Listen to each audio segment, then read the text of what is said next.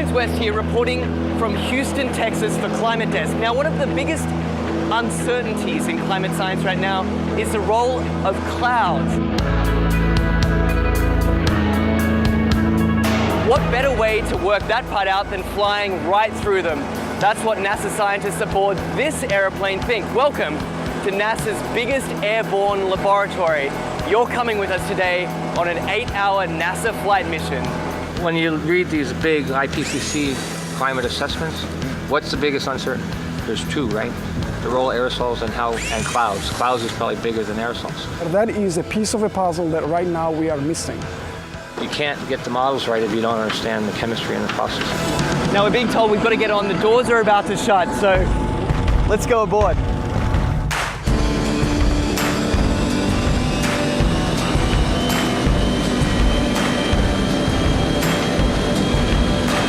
Every time you turn on the weather, every time you hear a climate change prediction, that information has to come from somewhere. And it starts by getting sucked out of the air from planes like this.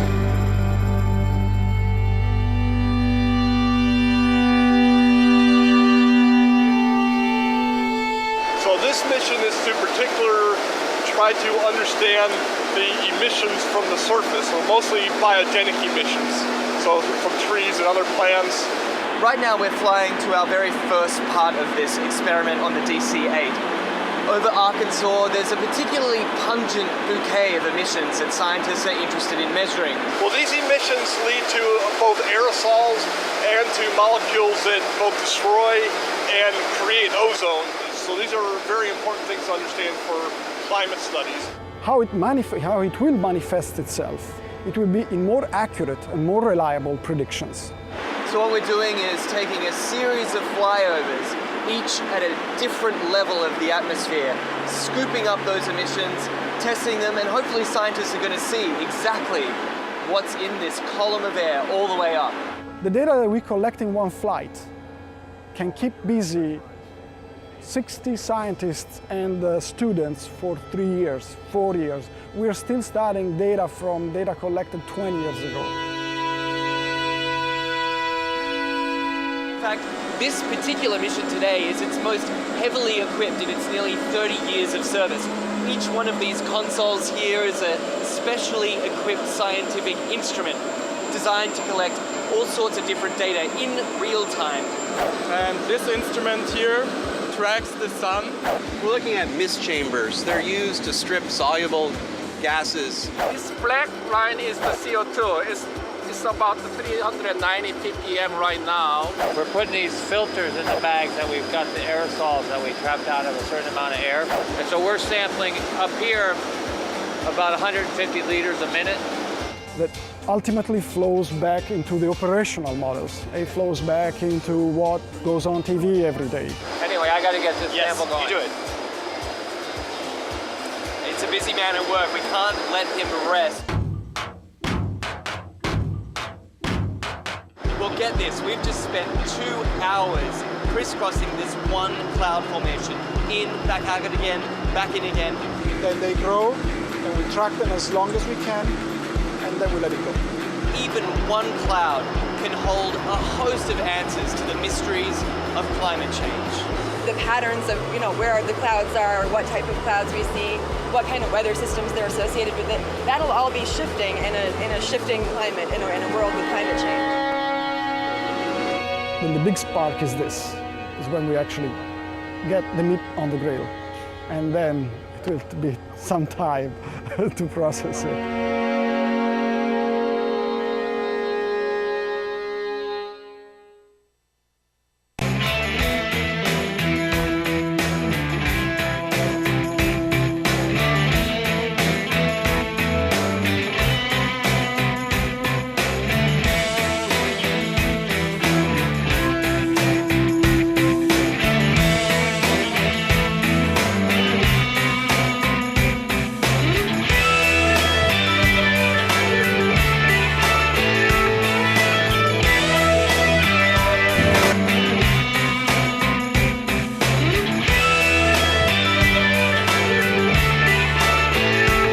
Hey, it is Thursday morning. Hello, hello. Great to see you this morning, and thank you for joining us here on Free Speech TV and on the Talk and on our video stream, Talker TV, TAWKR TV, youtube.com/Talker TV.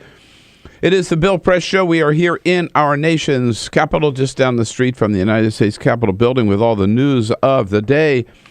But the big news yesterday was mainly the World Cup and that phenomenal game between Argentina and the Netherlands. No score during the game, went to overtime, no score during overtime, and then the penalty kicks. You saw it where Argentina came out on top 4-2. They will play Germany on Sunday for the big championship, number 1 in the world. Meanwhile, Brazil and the Netherlands will fight it out for places 3 and 4. What a great World Cup it's been. Almost as exciting what happened on the border yesterday with President Obama. Got off Air Force One and was greeted by Texas Governor Rick Perry. The two of them did have a meeting. Then they joined some other Texas leaders to talk about immigration reform. Meanwhile, the president telling Congress, stop complaining about whether or not I made a trip to the border and just pass comprehensive immigration reform. And while you're at it, start out by passing that supplemental appropriation that he's requested for $3.7 billion to help deal with the problems at the border. And finally, something I can agree with John Boehner about. He said yesterday he disagrees with Sarah Palin in calling for President Obama's impeachment. John Boehner saying, we don't have to impeach President Obama. We'll just sue him instead. Oh, my God. We'll keep you up to date on all the news of the day. And again, look forward to hearing from you with your calls at 866-55-PRESS, Thursday edition of The Bill Press Show. This is The Bill Press Show.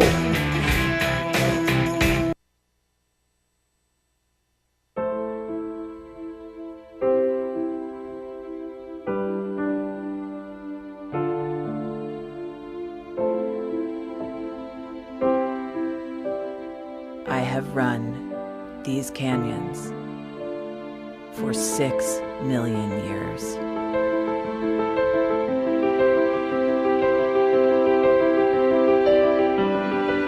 I have traveled from the Rocky Mountains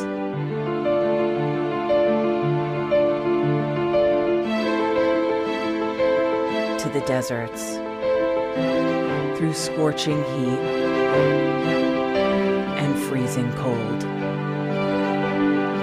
From the land of the dinosaurs to fields of food.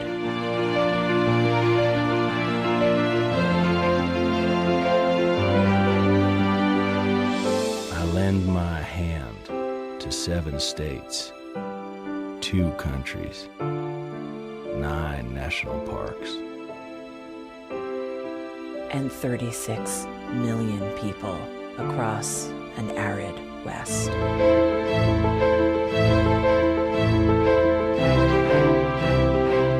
am not the strongest or the largest, but I am the hardest working.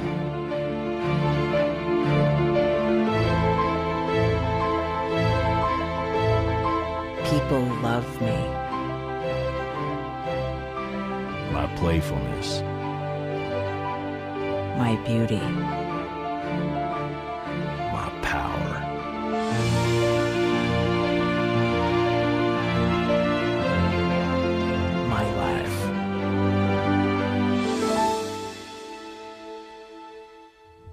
But I don't think I can offer any more. I am tired. I am tired, tapped, and tied. Of the hundreds of major rivers in the world, I am one of the few who no longer kisses the sea. Battles to harness my soul have been won and lost. Use me wisely, and I will sustain you. Use me like you have, and I will break. My name is Red. The Grand River Red. The American Nile. The Canyon Maker. I am the Colorado River. And I am the most endangered river in America.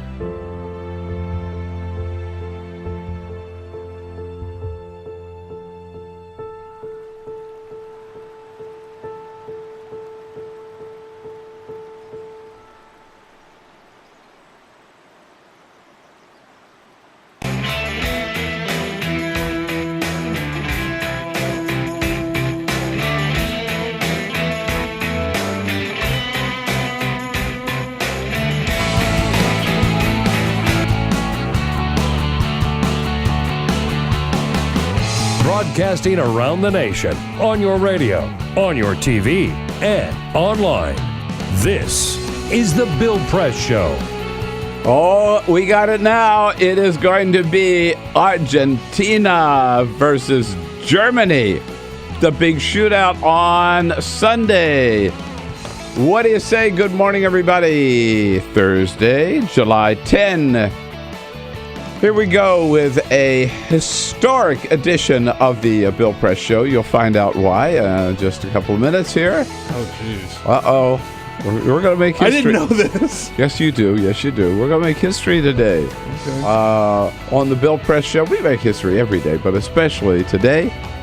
So you got to be here for all 3 hours. Coming up, starting out right here on your local progressive talk radio station.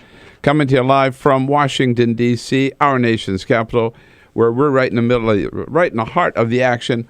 On Capitol Hill in Washington, D.C., we can see the Capitol from here, and they can hear us from there. That's why it's important that our voice be out there, and we thank you for being part of it on the Bill Press Show. We also, of course, you can find us on the TuneIn app if you're not lucky enough to have a progressive talk radio station where you live. Download the TuneIn app. It's free, and then you've got the Progressive Voices channel where you'll find us every morning. On this big screen, Free Speech TV on the Dish Network and DirecTV, and then worldwide on any electronic device, we are there on our video stream at Talker TV, TAWKR TV. YouTube.com/Talker TV is how you find it. In other words, what we're saying is you have no excuse for not being part of the program, listening or watching anywhere on the planet. Good to have you with us this morning, and our team here this morning, Peter Ogburn and Lisa Murphy. Hello, hello. Hey. Hey, good morning. With Javon Paris still on the phones there this week with Alicia Cruz having off. Javon, thank you for being here. And Monty Kensler, again, our videographer for the week with Cyprian Bolding out on his extended vacation. He's getting worse than Dan in the number of days he takes off here. Who? Oh, that's right. So I got to tell you, man, we were back in good soccer yesterday. It was not a blowout yesterday, just the opposite, the real nail biter between I was just laughing because also obviously Argentina and Netherlands. No score in the regular.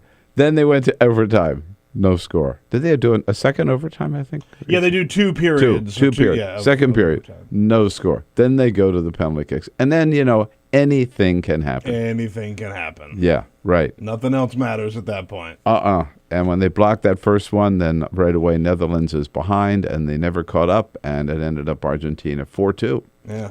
Argentina was clearly in control of the penalty kick. And Messi kicking that first one. I mean, boy. God. Yeah. He did that the way you and I just walked down the street. He made it look so easy. Yeah. But I was laughing because I was at MSNBC with Reverend Al Sharpton last night, and so when I was right at the very top of the show. I hope some of you saw it when I got off the set and I walked back out into the newsroom, and some of the other people, like our good friend Michael Tomasky, David Korn, and some of the producers, they were all like in the green room, and they were like in front of the tube, and I thought, Oh, there they are. They're all like, that's nice, watching the show and everything. And so when they saw me, Tomasky says, so how did it go? And I said, what do you mean how did it go? Weren't you watching? Then I realized they were watching the soccer match. Yeah. Of course. Yeah. Which they should have been. Yeah. But here's what the final kick, the one that made it, put Argentina in the finals. Sounded so it's up to Maxi Rodriguez. He can end it on the whistle. He'll step up, strikes it off the keeper's head and into his right. Argentina will go to the World Cup final. Yep, there it is. You know, that's going to be a great game. Argentina, Germany. It's two different styles of soccer. Different styles. Yeah, you know, you got that precision with Germany, and then just anything can go, anything happens, and anything goes with Argentina. Yeah. They really, I mean, they can play a controlled game. They can play a scrappy game. They've got the best soccer player in the world right now. Yeah. I just think that Germany is just a powerhouse. I'd have to bet on Germany, but I wouldn't be surprised if Argentina pulls it off. You know, it's so nice that it's not just a European Cup too. It is. Sure. Yeah, it is. And you know, with the World Cup being in Brazil, it'd be nice to see our hemisphere win. That's right. Yes, we're part of it. They're Americans. We're all Americans. They're South Americans. As I was reminded once, where I was in Central America, and somebody said, you know, where do you come from? I said, I'm an American. He said, I'm an American too. That's a good point. Yeah, right. So sort of it's like our team. Yeah. Yeah. America. America. And then, by the way, do you think anybody will be watching for third and fourth place? Brazil and the Netherlands.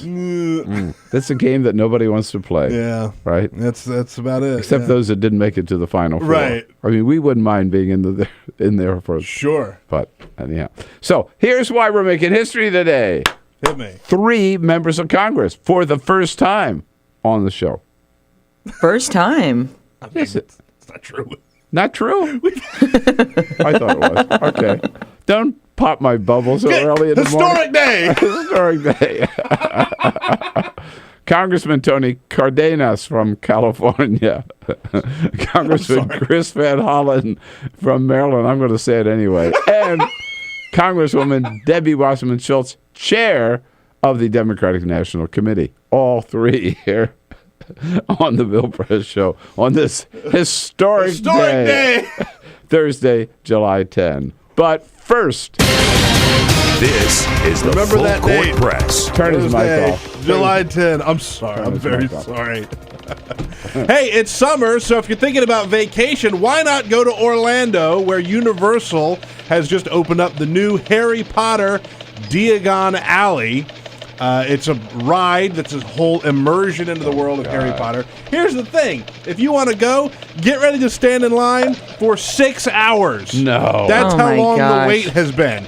Today is the second day, or excuse me, yesterday was the second day that it had been open, and like I said, 6-hour wait. Basically, it's the whole day at the park. You're waiting to go on a ride. One ride. That's it. Forget it. But they are saying it's record lines there at Universal, so... I can maybe think for the first week or so, right? Yeah, I'm sure it'll die down a little bit. NBA free agency drama continues as LeBron James did not make an announcement as to what he was going to do next. The thing that's happening here is everyone's waiting to see what LeBron James is going to do, because that will then indicate how the other teams can act, right? So if LeBron doesn't go to this team, then everything will start falling into place. Yesterday, his teammate on the Heat, Chris Bosh, said that if LeBron does leave Miami, he will go to the Rockets. Oh. So yesterday, LeBron James had a big meeting with the Miami Heat and Pat Riley in Las Vegas. People were waiting to see if he was going to make an announcement. He did not make one yesterday, although one could come today. Stay tuned. You know, Republicans planned their convention in Cleveland, and they're holding it in June. That's right. Because they said they know that the basketball arena would be available because there's no way Cleveland would make the final NBA playoffs. If LeBron James goes to Cleveland, then they say then they might make the playoffs. So this could throw the Republican National Convention upside Poor down. planning. Oh, wow. That would be interesting. That would be very interesting. And John Wayne's heirs are going to court with Duke University. John Wayne, you know, because the nickname, the Duke. Well, Duke University has actually bottled a brand of bourbon that they're calling the Duke bourbon, right? So it's made at Duke University, except they're putting a picture of John Wayne on it. So they're claiming that because they are Duke University, they own the phrase Duke or the Duke. John Wayne's heirs disagree, and they are going to court. I think, again, you buried the lead. Duke University is producing bourbon. Bourbon. They have a distillery on campus? They do have a distillery on campus. Students can work on it and make the bourbon. Do you get course credit for drinking it? Boy, if that was the case, we'd all be scholars. Isn't that right? Yeah, right. Damn. Hey, I got an A in bourbon. There you go. All right, we thank you. Yes, indeed. The big show here yesterday was down in Texas, where the president did, after all, in the end, meet with Governor Rick Perry, and Governor Perry was standing there to shake the president's hand as he got off Air Force One. Watching the two of them together, you might have thought that they were pals. Even though Rick Perry just last week said he thought the president was either inept or part of some big conspiracy to bring all these kids to the border for some, quote, ulterior motives. There were no cameras inside the meeting with the president and the governor, but reportedly, Governor Perry said there are three things you need to do to fix the border. First, you have to send in more border patrols. Second, you have to send in the National Guard, and third,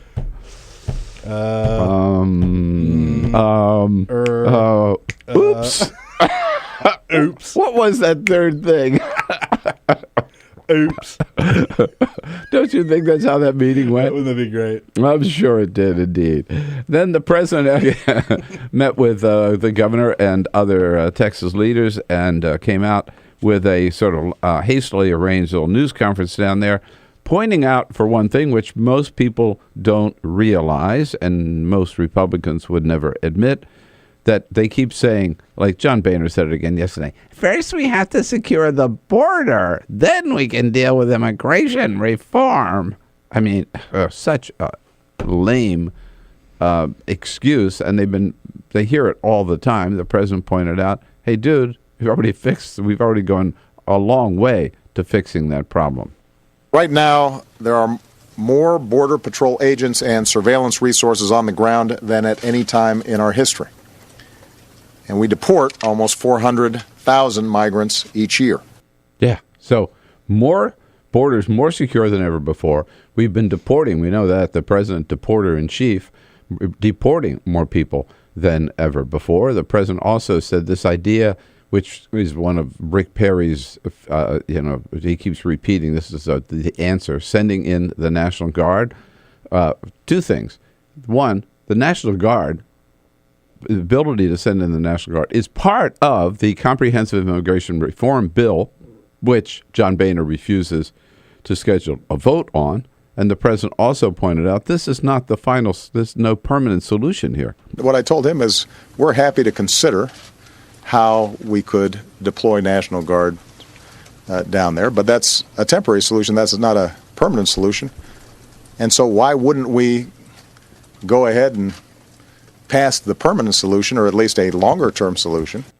And meanwhile, here in Washington, while the president's in Texas, four of his loudest critics, John McCain, Jeff Flake, John Cornyn, and Ted Cruz, went to the Senate floor, all of them like a little chorus of gnats, to try to criticizing him for not going to the border.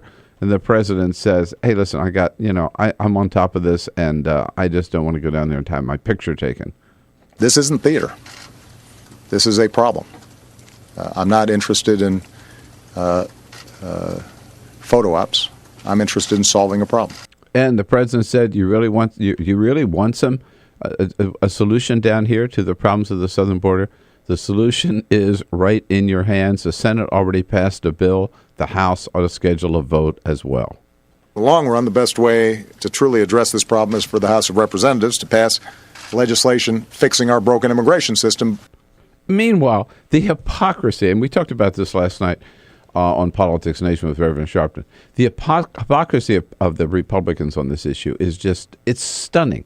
I mean, this is to me, it's so reminiscent of what happened just a couple of months ago with the release of Sergeant Bo Bergdahl, held captive for 5 years, remember? At first, when we first got the news, Republicans said, oh, this is great. We're bringing a POW home. And then within 24 hours, they got the message, no, you can't say anything good about President Obama. So they started attacking President Obama for making a bad deal. It's the same thing here. So they're saying, President's got to do something about immigration. He's got to do something about immigration. So he says, okay, here's what we're going to do, and we need $3.7 billion to do it. And when the president first said that just a couple of days ago, Republicans in Congress said, good, we're getting some action. Got some action. We're going to work together on this. Within 24 hours, they got the word. I don't know who puts out the word. Reince Priebus or the Republican National Committee or Mitch McConnell. Somebody said, no, you can't help President Obama on immigration. So now they're all saying, no, he's going down there. He's not going to the border. We're not going to give him this money because we don't trust him to enforce the law. The hypocrisy is just stunning. It really is. I mean, they can't have it both ways. They can't complain that President Obama doesn't do anything about the border. And then when he tries to do something, they either sue him or refuse to give him the money to get the job done. And the president, here's the other thing. The president would not need any supplemental funding if they had passed the comprehensive immigration reform bill, which the Senate did pass with 14 Republicans voting for it. And again, the votes are there in the House. We know that. There are enough Democratic and Republican votes combined in the House to pass that, in a New York second.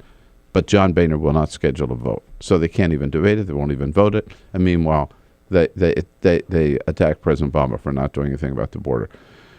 What can we do about this? You think the president should have gone to the border? What's the answer? 866-55-PRES is our toll-free number. I think the president's doing the right thing. Stand up for these kids, obey the law, and just ignore his critics. Never seen hypocrisy like this. I think the worst ever that we've seen of a pretty hypocritical bunch. 866-55-PRES. We'll be right back.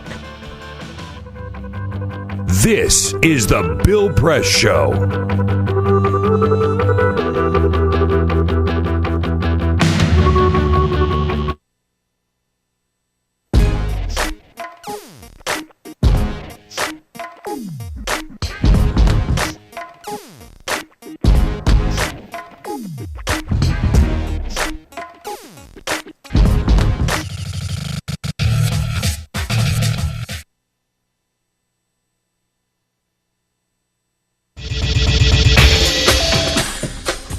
Tune into Free Speech TV for Democracy Now!, a national, independent, award-winning news program bringing you people and perspectives rarely seen on corporate media.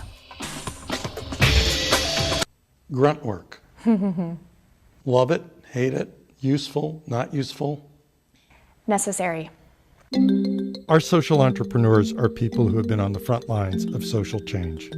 I've learned so much from talking with them. This is Cafe Impact, and I'm Jonathan Lewis. I will say that I think is a challenge for anyone, especially the new workforce as they come in, is the ability to accept grunt work with grace. The most boring, awful details are the most important elements of doing this work. From the way you save names in your Rolodex to the way you bank and you deposit checks. The truth is, this work isn't glamorous, it's rewarding. You don't go into this for the glamour, you go into it for the impact. And so it takes that determination to do the scut work to actually get anywhere. It can be really challenging in a first job for someone who's coming out of finishing school to have the enthusiasm that they do to make the type of social impact that they've dreamed of. And now they're here in this first job and all of a sudden they're shouldered with all this grunt work. And they don't understand and they don't get it and they're resentful.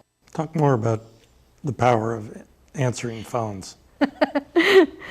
Sure, I did that myself, took out the trash, cleaned offices when I had to, and it's all good. There's power in being a good team player and in being somebody who sometimes has to support other people's leadership before you get to have your own moment in the sun.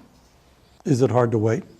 It is absolutely hard to wait, especially if you're an alpha female like I am. I think grunt work can help a new employee build trust internally and teach them the nuances of how an organization is run so that they can have a real good sense of what HR is doing, what finance is doing, what all the other departments are, and that actually makes them a better employee in the long run. So in my role on a daily basis, I literally can be looking at a new venture in software. We could be looking at a microfinance deal. I could be making coffee, taking out the trash, and riding a tractor on any given day. Have you found people who thought it was demeaning that they were given this job, work in the front office and make the coffee when they graduated with all A's from this great university? And, yeah, people like that just don't last very long in our world. If your approach to life is that, you're so smart and you're such a fabulous entrepreneur that you can't understand why people aren't giving you opportunities, it's really hard to advance.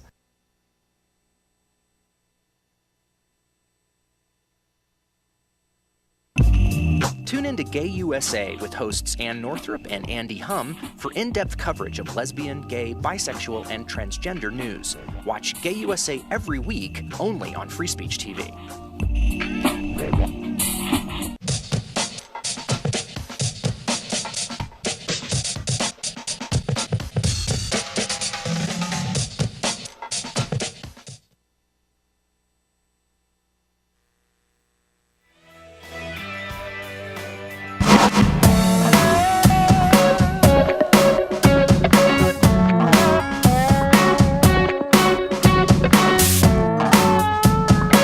This is the Bill Press Show. President Obama yesterday in Texas meeting on immigration. You know what's interesting to me? Another thing is Republicans say, oh, this is Obama's Katrina. How many times have they used that old hackneyed phrase? Yeah, I checked yesterday. When the website failed, the healthcare.gov. That was Obama's Katrina. Hurricane Sandy, they said that was Obama's Katrina. They actually said that on Fox News. The Gulf oil spill, that was Obama's. That was Obama's Katrina. Good grief. The Ford Hood shooting, Sean Hannity said that was Obama's Katrina. They keep rolling it out there, right? I'm surprised they didn't compare it to the Holocaust. I mean, another thing. Sherry's calling from Chicago. Hey, Sherry. Good morning.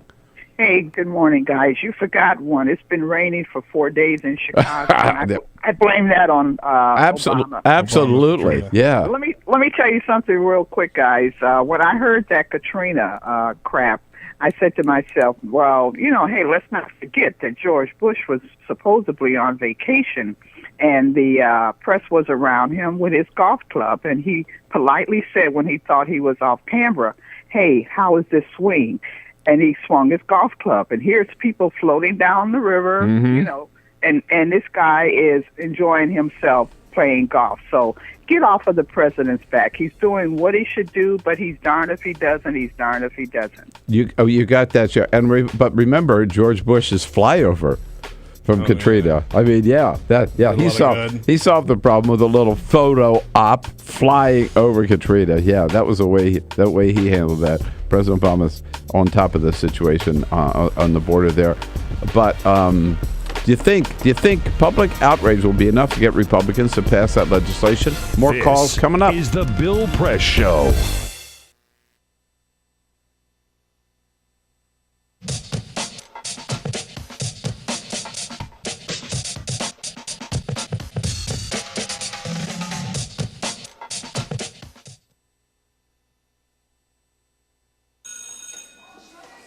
Don't look at me.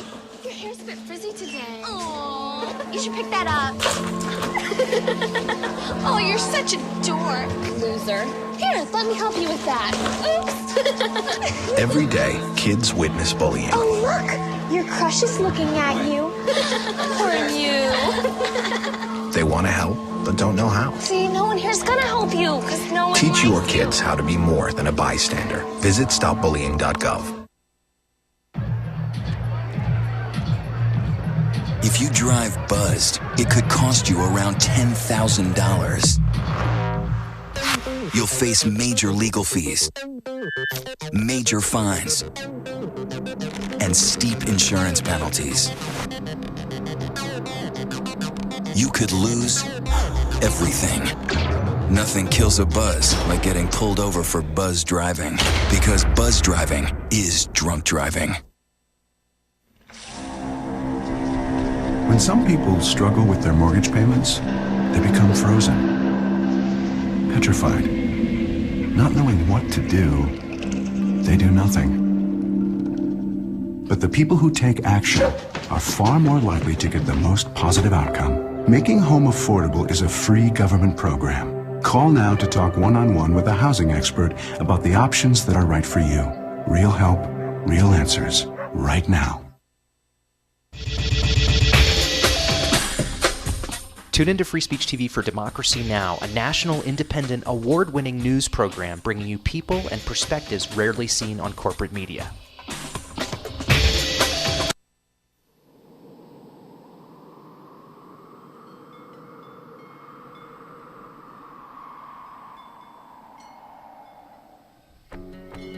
I probably would make a time machine. I would make medicine for the sick. I'd probably invent something new. 我会赢到5个总冠军戒指。 If I could have an extra 5 years to live. You said 5, right? 5 years. It's a long time. I would try to fix everything I did bad. I would bring my uncle back because I miss him very much. I would get more hamsters. I would probably want to go looking for dark matter. I think I'd go looking for aliens. If I could live an extra 5 years. I was thinking about making like a helicopter, like a wooden helicopter, but I don't have any wood. I want to go check out the moon sometime. I'd probably teach my sister not to hate tuna. I would try and invent a machine that lets you run at light speed. If I had 5 more extra years to live, I would be the boss of all the chipmunks. Eu cantaria na frente de 1 milhão de pessoas. I don't really know. I think I'd do anything. Why are you asking me that?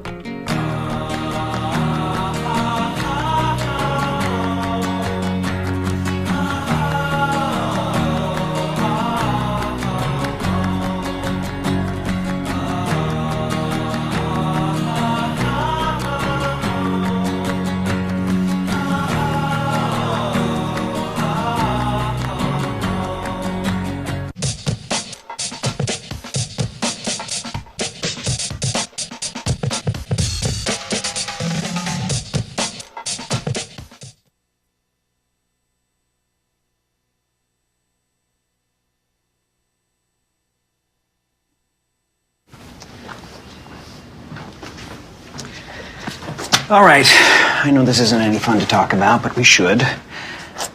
Okay, so who's gonna do what? I'll pack the dead batteries. Great. I'll only put what I don't need into a duffel bag. Perfect. That's totally unhelpful. No problem. Meanwhile, I will try to comfort everyone by speaking in a calm voice. And I'll try to get the generator going without any gas. Oh, let's not forget the cell phones, which probably won't work. Right. And who is going to handle supplies? I can forget to do a list for us. Thanks, pal. Well, I think we couldn't be any less prepared. I'm proud of you guys. Talk to your kids about who to call, where to meet, what to pack. Visit ready.gov/kids for tips and information.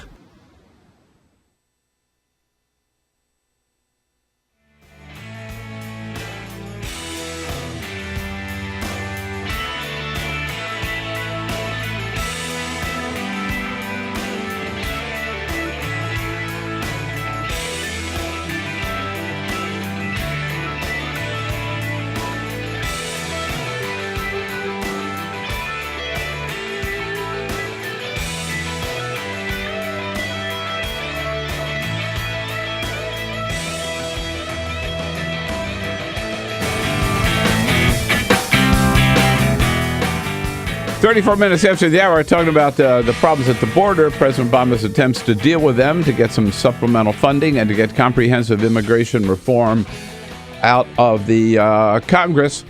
Basically the same bill that George W. Bush put forward, supported by Republicans in the House at the time, but now that is President Obama's bill, even though it passed the Senate.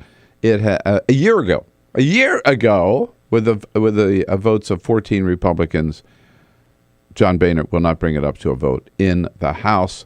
Here is Ike calling from Charleston, South Carolina. Our buddy Ike. Hello, Ike. Good morning. Hey, good morning, Bill. You probably aren't going to believe this, but this is one place where I part ways with Democrats, Republicans, or anybody else that's not willing to stand up and do their constitutional duty and secure our borders. I'll tell you straight up, if I was the president, I'd declare national security. This is a national security issue, and I would bring out the troops, and I would shut that border down, and I would also put pressure on Mexico to quit giving them a free pass across their country. Now, look, 9/11 happened, and I'm telling you now, if our borders are this porous, then that's a security issue, and I'll tell you also, you think this isn't an issue for the American worker? Legal American citizens like me who are working on multi-million-dollar houses out at Kiowa Golf Club and are working for $14 an hour, which they've been working for since the 80s. We're sick and tired of cheap labor. We're sick and tired of illegal employers, and we're sick and tired of being abused. And we want something done, and we want it done now. Well, I'll tell you what I'm sick and tired of, Ike. I'm sick and tired of waiting for John Boehner to stand up to the House Republicans. The votes are all there for this bill. All he's got to do is schedule a vote. He could vote against it, right? It's one man. Everything you're talking about. More money. By the way, you've got to admit, President Obama's got more guards, more border agents, more drones, more fences, more security at the border than any other president has had. But everything you're asking for is in that comprehensive immigration reform bill, and one man, John Boehner, stands in the way of it. I got you, buddy. I appreciate your time, but I'm telling you, we're just tired of it, and we need relief. Well, all I'm saying is, I hear you. Point your anger at the right person, not Obama. Point it at John Boehner. Here's Joanne from out in South Dakota, Gettysburg, South Dakota. Hi, Joanne. Hello, Bill. Good morning. Listen. When the president has to go make one of these trips, you know what a big deal it is, and everything that has to go on for him to have a visit. If he went to that border, it would disrupt everything that those folks down there are trying to do. And if he went, and of course it would be a mess, then the Republicans would say, hey, look what a mess he's making. I know. He's in the middle of everything down there. Oh, yeah, you know they would, exactly. By the way, Joanne, the same voices, right? John McCain, Lindsey Graham, John Cornyn, and Ted Cruz would have been on the floor of the Senate yesterday denouncing the president for going to the border and disrupting the work of the Border Patrol agents. Absolutely, and that just infuriates me. Yes. Yeah, well, I wish it infuriated more Americans, and maybe we could get some action, Joanne. So good to hear from you. We didn't get many calls from South Dakota. So shout out to South Dakota. That's great. I told you it was going to be a historic day. There you go. You were right. I was right. There it is. The other thing, I mean, essentially, I keep coming back to the hypocrisy of demanding action and then refusing to give the president what he wants. Now, they haven't voted against it yet, but every day there are more and more Republican voices who are saying, no, we're not going to give him this money because it's a blank check. We've heard that. Or we can't trust him to spend the money. Right. John Boehner has said that. We can't trust him to enforce the law. Some of the other stuff. So, but what President Obama, just to finish that point, what President Obama has really said to Congress is, put your money where your mouth is. It's as simple as that. You want action? Here it is. You want more guards? Here it is. You want more judges? Here it is. You want to speed up the process and get these kids back out of here because most of them will not be allowed to stay in this country? Here it is. This supplemental request, $3.7 billion. Republicans cannot vote against that without being classified as the biggest hypocrites in the history of the United States Congress. We cannot let them get away with that. That's number one. Now, but some of the other things I mentioned, so they're calling this President's, Hurricane Katrina. Louis Gohmert, by the way, who is certifiably insane. Crazy. I really believe that. Totally nuts. Louis Gohmert is suggesting that maybe what we ought to do is send, putting National Guard at the border, that's one thing. Louis Gohmert says, we should send American troops into Mexico. Into Mexico to stop the flood of these immigrants. Right. Now,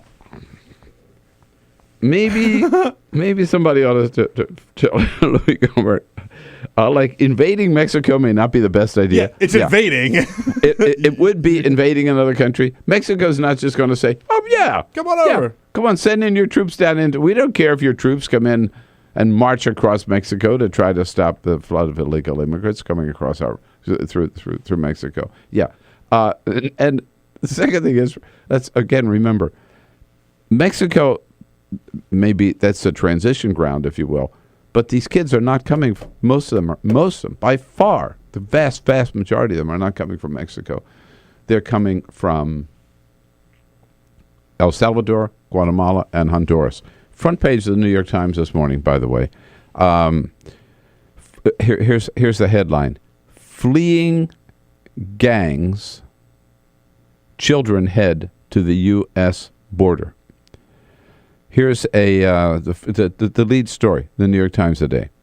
Anthony Castellanos disappeared from his gang-ridden neighborhood. We're not talking Chicago here, right? But it's sort of like Chicago. Disappeared from his gang-ridden neighborhood on the eastern edge of Honduras' most dangerous city. So his younger brother hopped on his green bicycle to go looking for him. Both were found within days of each other, both dead. Ugh. Anthony and a friend had been shot in the head. He's 13. Kenneth, 7, his little brother, had been tortured and beaten with sticks and rocks.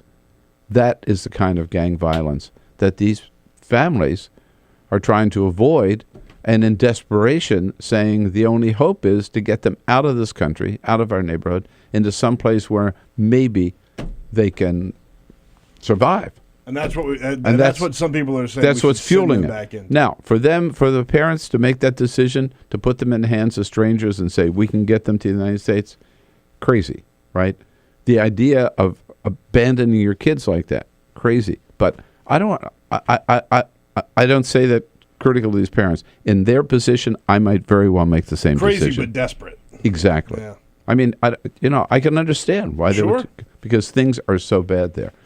And then you come back to the fact that as several have pointed out, Dana Milbank has a good column about this in the Washington Post this morning. Remember the treatment of these children, and that's who they are, from Central America. The demands that they be treated differently are based on this legislation that was passed with unanimous consent by both houses of Congress and signed into law by George W. Bush at the very end of his presidency, before President Obama was even in office, that said children from Mexico get sent back immediately. Children from Central America have to be taken to a detention center and then given a hearing in front of a deportation judge. And that's the way it's set up. By the way, I think the law is right. And President Obama is following the law. To speed up the process, he needs that supplemental appropriation from Congress, and what he has told them again is, put your money where your mouth is. You know what? The final thought on this, and then we're going to talk to Dustin. Mike Lillis from the staff writer from The Hill about other news here from the Capitol this morning. I think the final word on this is this is a time for sensible Republicans just to stand up and say, let's look back at 2012. How well did Mitt Romney do in the Latino community, right? 27% of the vote. George Bush got something like 44, 45%. Mitt Romney, 27%. President Obama, 71%. If they want to have any chance in 2016, they'd better come out on immigration reform and do something rather than just make speeches like John McCain and Lindsey Graham. When we come back, Mike Lillis from The Hill on News of the Day here from Washington, D.C. So stay with us. More coming up. This is The Bill Press Show.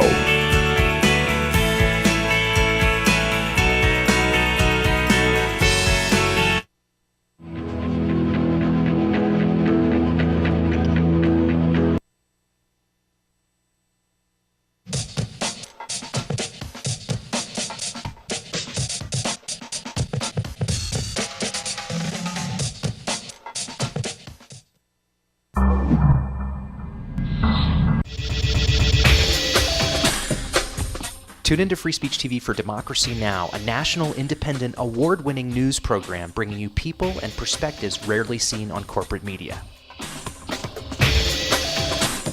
I'm the retired bishop with the Episcopal Church as the bishop for all chaplains in federal service. I read that there was a group of people that represented a sense of injustice that I had. We'd lost Zuccotti. I mean, there was a kind of a hope that maybe Trinity Church would be gracious and give refuge.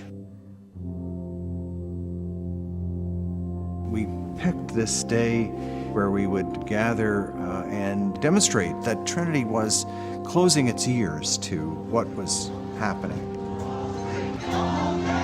We marched around the block, and I realized that, my goodness, they're carrying a ladder. And I thought, well, this is the moment.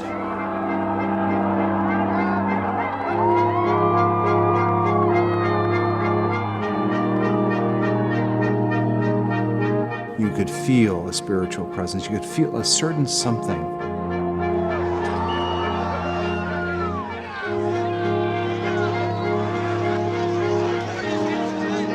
And then the cops came in. It got brutal. Yeah, I'm with you right here. Robin, I'm here. The church needed, in this moment in history, to stand alongside of these protesters. The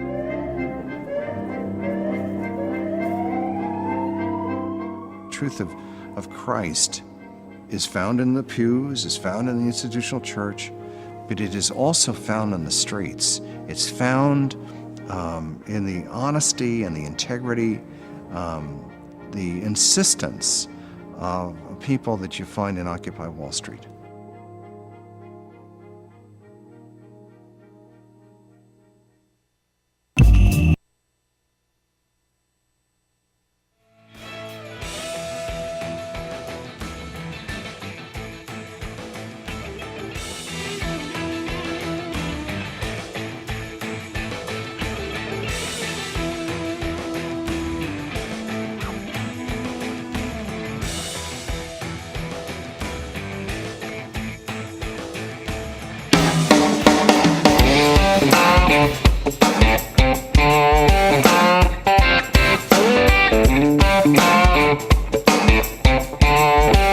Seen on Free Speech TV and online on Talker TV. This is the Bill Press Show. In the next hour, Dustin Volz from the National Journal on the latest on NSA and the German spying case. And then Congresswoman Debbie Wasserman Schultz, chair of the Democratic National Committee, as our guest right now. Returning to what's happening here on the Hill and writing for the newspaper The Hill, Mike Lillis joins us on our news line this morning. Hey, Mike, good to have you with us. Thank you for joining us. Hi, Bill. Good morning. Thanks for having me. So yesterday, it didn't take too long. Democrats in the Senate came up, and in the House also, I believe, saying we want to fix the problem with caused by the Supreme Court and the Hobby Lobby case. What do they have in mind? That's right. No surprise. We knew that they were going to act quickly, and they did. Both the House and the Senate introduced bills yesterday, and what it would do is very simply it would bar any for-profit corporation from getting any exemption from Obamacare's requirement that they cover contraception for employees. And this is a direct result of the ruling recently. The ruling was based on a 1993 law, the Religious Freedom Restoration Act. Mm-hmm. It says no federal law can put a substantial burden on religious practices, and the court ruled that the fines the Hobby Lobby was facing for not covering certain forms of contraception constituted such a burden. A number of the Democrats who introduced the legislation this week were part of the push, had supported very wholeheartedly the 1993 law, and they say it has no application here. And so they're just saying that the court overstepped its bounds, essentially, and this is how we're going to fix it. Now, did this apply at all to the religious organizations, the nonprofit groups that have challenged the law as well? No, it doesn't. They have cut out the two bills that were introduced yesterday. Still have the exemption for churches, and the religious-based nonprofits can still get exemptions. I got it. So this just covers profitable companies, right? For-profit. Just for profits. Yes. Now, obviously, these are Democratic proposals. Maybe they can get it through the Senate. What are the chances in the Senate, and any chance of even having a debate and a vote in the House?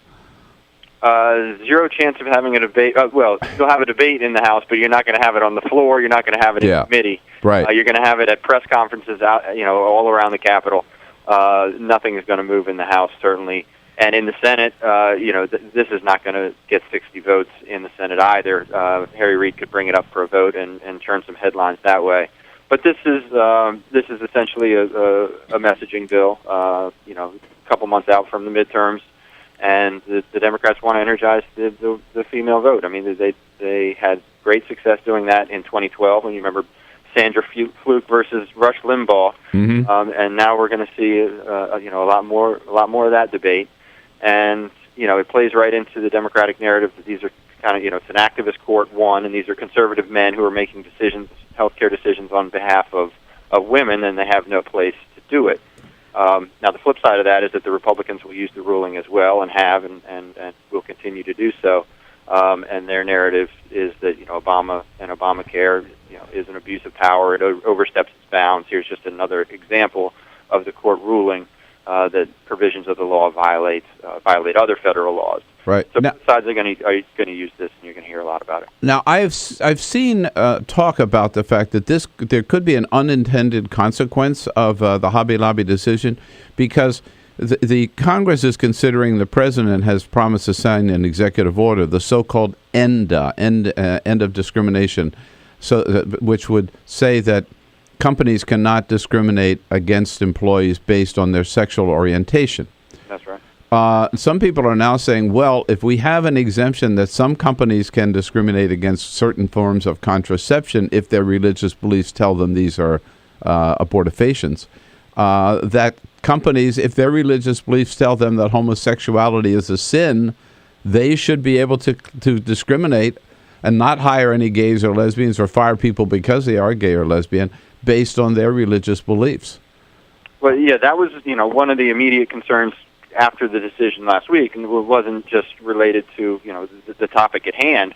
It was, well, how are other corporations going to latch on to this decision and say that they don't want to heed federal law in effect on any number of exactly if they can claim religious freedom on anything. Yeah. And it's interesting. There was a 1990 decision written by Antonin Scalia, of all people, very conservative justice, and he said that religious liberty is not grounds for exemptions from federal laws. And he wrote that that would permit every citizen to become a law unto himself. Yeah. It was a strange case where Oregon had denied unemployment benefits to people fired for consuming peyote, but and so there was a drug use element in it, and people think that's why he ruled that way. But that ruling certainly contradicts the ruling that happened this month. Yeah. So we may have opened the flood doors here to some things that people are going to have a problem with, and I think there are a lot of problems with that decision. The more you read it, the more potential consequences you see. At any rate, it's going to be interesting, as always, to watch the fallout from this decision, and it starts with this legislation. Mike, thanks for bringing us up to date on it this morning. Always good to talk to our good friends from The Hill. Appreciate your being with us. Thanks for having me, Bill. All right, Mike Lillis, The Hill, thehill.com. This is the Bill Press Show.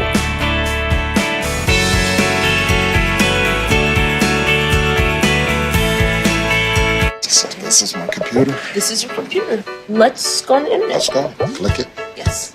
Okay. I cursor in between the R and the E. Pressing down, I want you to just push the period. She's gonna love me all over again. That's it. Jamaica, here you go. Here we go. Good job. Thank you. Thank you. And I did it by myself. Feel smarter. So, I'm kind of new here, but I've noticed a trend. My human does this funny thing where she goes around and gets all my toys, and then she hides them in that basket by the door. But it's always the same basket, and it's always in the same place. And then she acts so surprised when I find them, but, she's putting them in the same basket again. It's like, hello, that's where you put it last time. You were the worst at hide and go seek.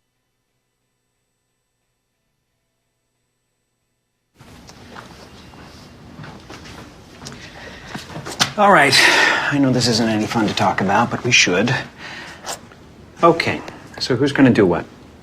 I'll pack the dead batteries. Great. I'll only put what I don't need into a duffel bag. Perfect. That's totally unhelpful. No problem. Meanwhile, I will try to comfort everyone by speaking in a calm voice. And I'll try to get the generator going without any gas. Oh, let's not forget the cell phones, which probably won't work. Right. And who is going to handle supplies?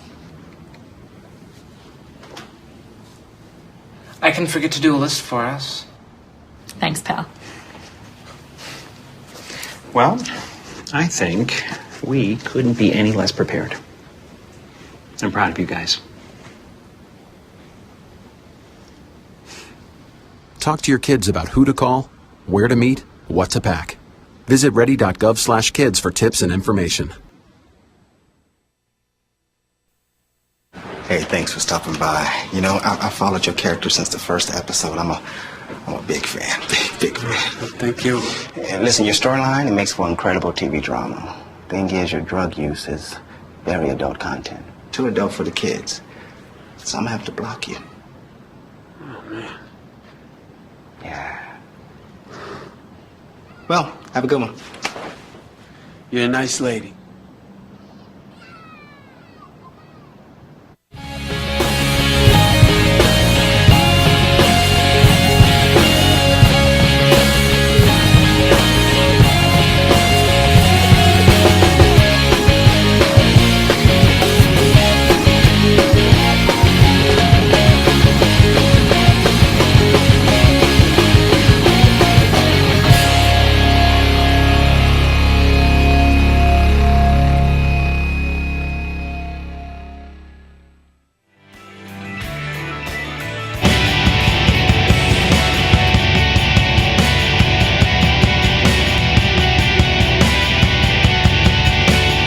This is the Bill Press Show.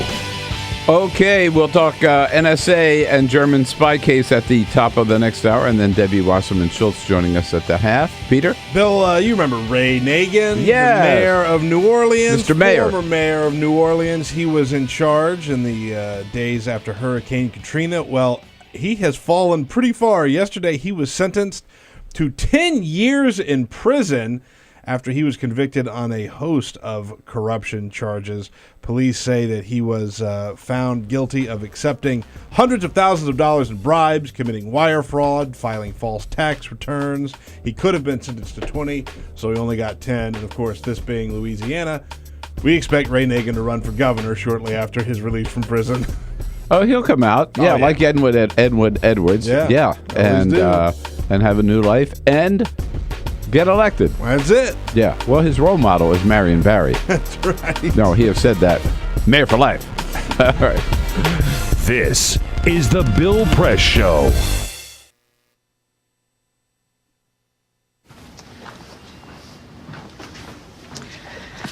All right. I know this isn't any fun to talk about, but we should. Okay. So who's going to do what? I'll pack the dead batteries. Great. I'll only put what I don't need into a duffel bag. Perfect. That's totally unhelpful. No problem. Meanwhile, I will try to comfort everyone by speaking in a calm voice. And I'll try to get the generator going without any gas.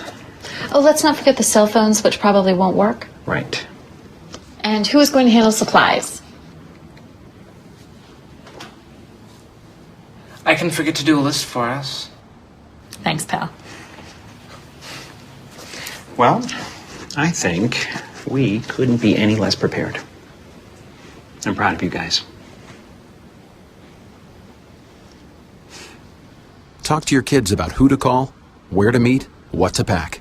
Visit ready.gov/kids for tips and information.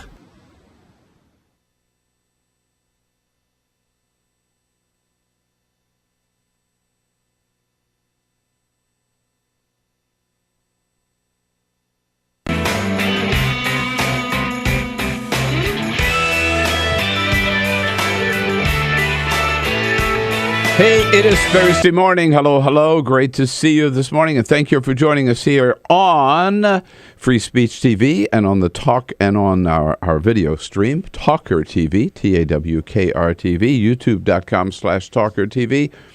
It is the Bill Press Show. We are here in our nation's capital, just down the street from the United States Capitol building with all the news of the day. But the big news yesterday was mainly the World Cup and that phenomenal game between Argentina and the Netherlands. No score during the game, went to overtime, no score during overtime, and then the penalty kicks. You saw it where Argentina came out on top 4-2.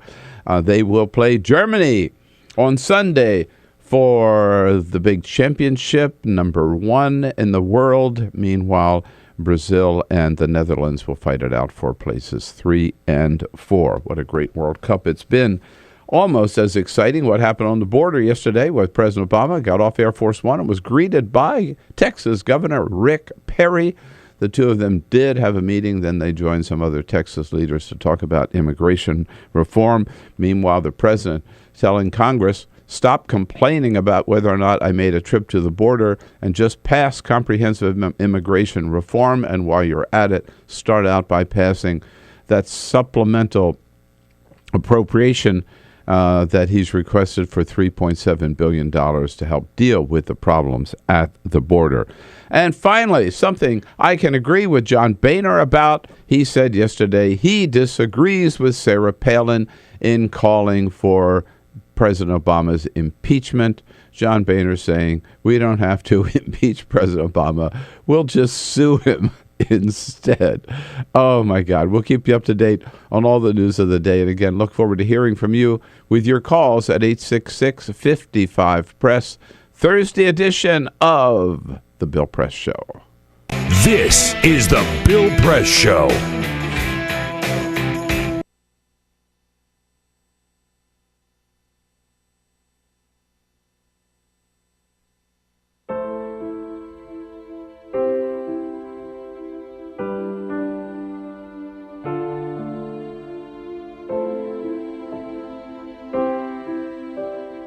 I have run these canyons for 6 million years.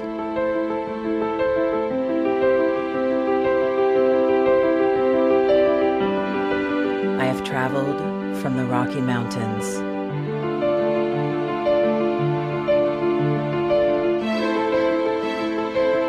to the deserts, through scorching heat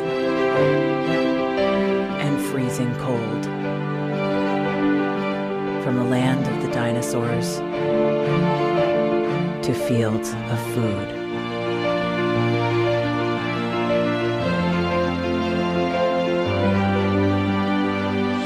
I lend my hand to 7 states, 2 countries, 9 national parks, and 36 million people across an arid West. I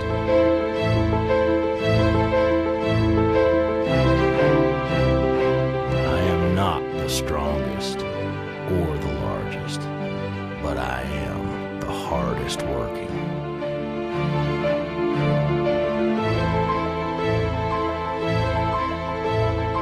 People love me. My playfulness, My beauty, my power,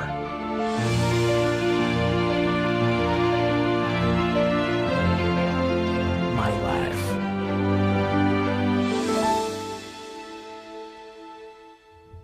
But I don't think I can offer any more. I am tired. I am tired, tapped, and tied.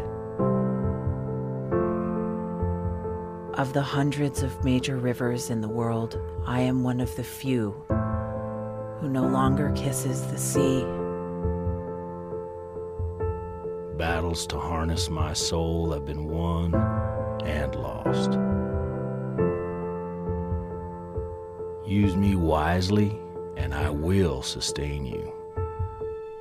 Use me like you have, and I will break. My name is Red. The Grand River Red. The American Nile. The Canyon Maker. I am the Colorado River. And I am the most endangered river in America.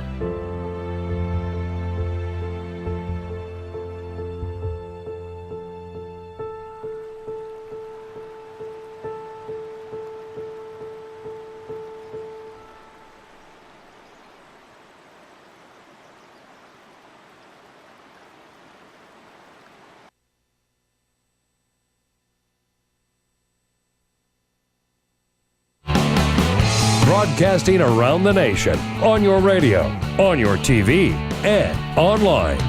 This is The Bill Press Show. What do you know? John Boehner finally said something I agree with. He said it's crazy to think about impeaching President Obama. Yeah, we'll just sue him instead, says Boehner. But at least he's against impeachment. Good morning, everybody. Good to see you today, Thursday, July 10. The Bill Press Show coming to you live from Washington, D.C., our nation's capital, and booming out to you all the way across this great country of ours on your local progressive talk radio station and on Free Speech TV. Thank you for joining us this morning. We look forward to hearing from you and having you jump into the conversation at 866-55-PRESS. That's our toll-free number. Send us your comments on Twitter at BP Show and on Facebook at facebook.com/Bill Press Show.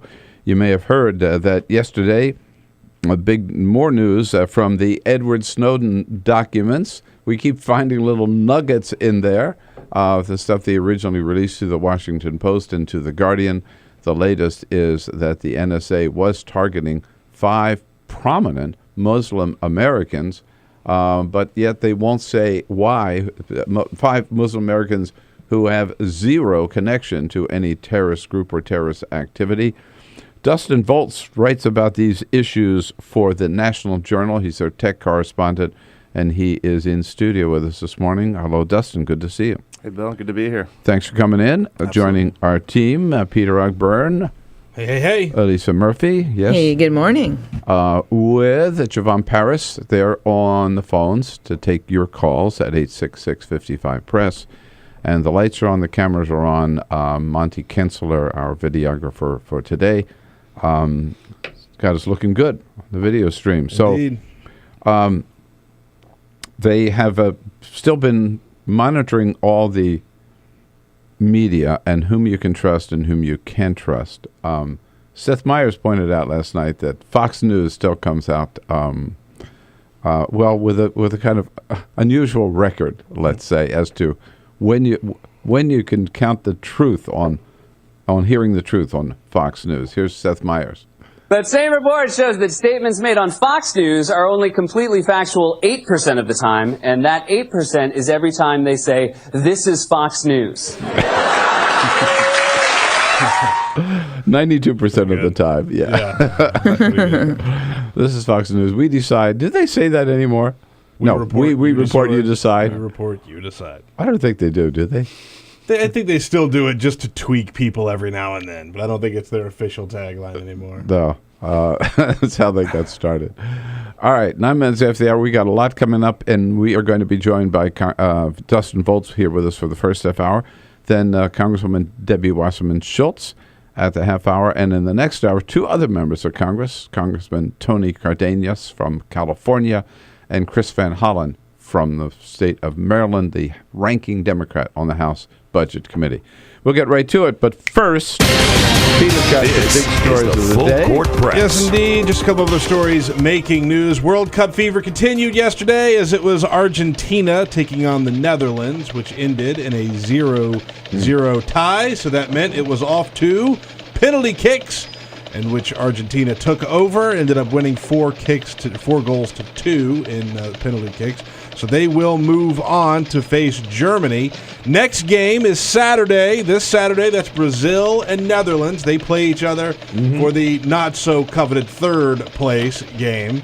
And then on Sunday at 3 o'clock p.m. Eastern Time, Germany takes on Argentina in the final. Boy, that's hard to call. It is pretty hard to call. There's such different teams. Yeah, completely different teams. Hard to believe that you could beat that German precision, but Argentina is wild. They really are, man. You never know. My prediction is I think Germany's just going to take over. And I think it's going to be a close game, but they can contain. All right. Okay. But then again, I'm never right about this crap. Don't listen to me. Don't listen to me. It took 3 years for friends and family of comedian George Carlin to finally get a part of a Manhattan street renamed George Carlin Way. It was supposed to be a one-block stretch of where he used to live, George Carlin Way. That finally happened yesterday, although there was a clerical error that turned it into 2 blocks instead of 1 block. And by doing so, they put Corpus Christi Church on George Carlin Way, something they are not very happy about, because if you ever listen to George Carlin, you know how much he hated the church. So now there is a church in Manhattan. It's the Corpus Christi Church on George Carlin Way. New York Times reporting that this is only a temporary mix-up. They're going to fix the clerical error. They're going to turn it back into 1 block.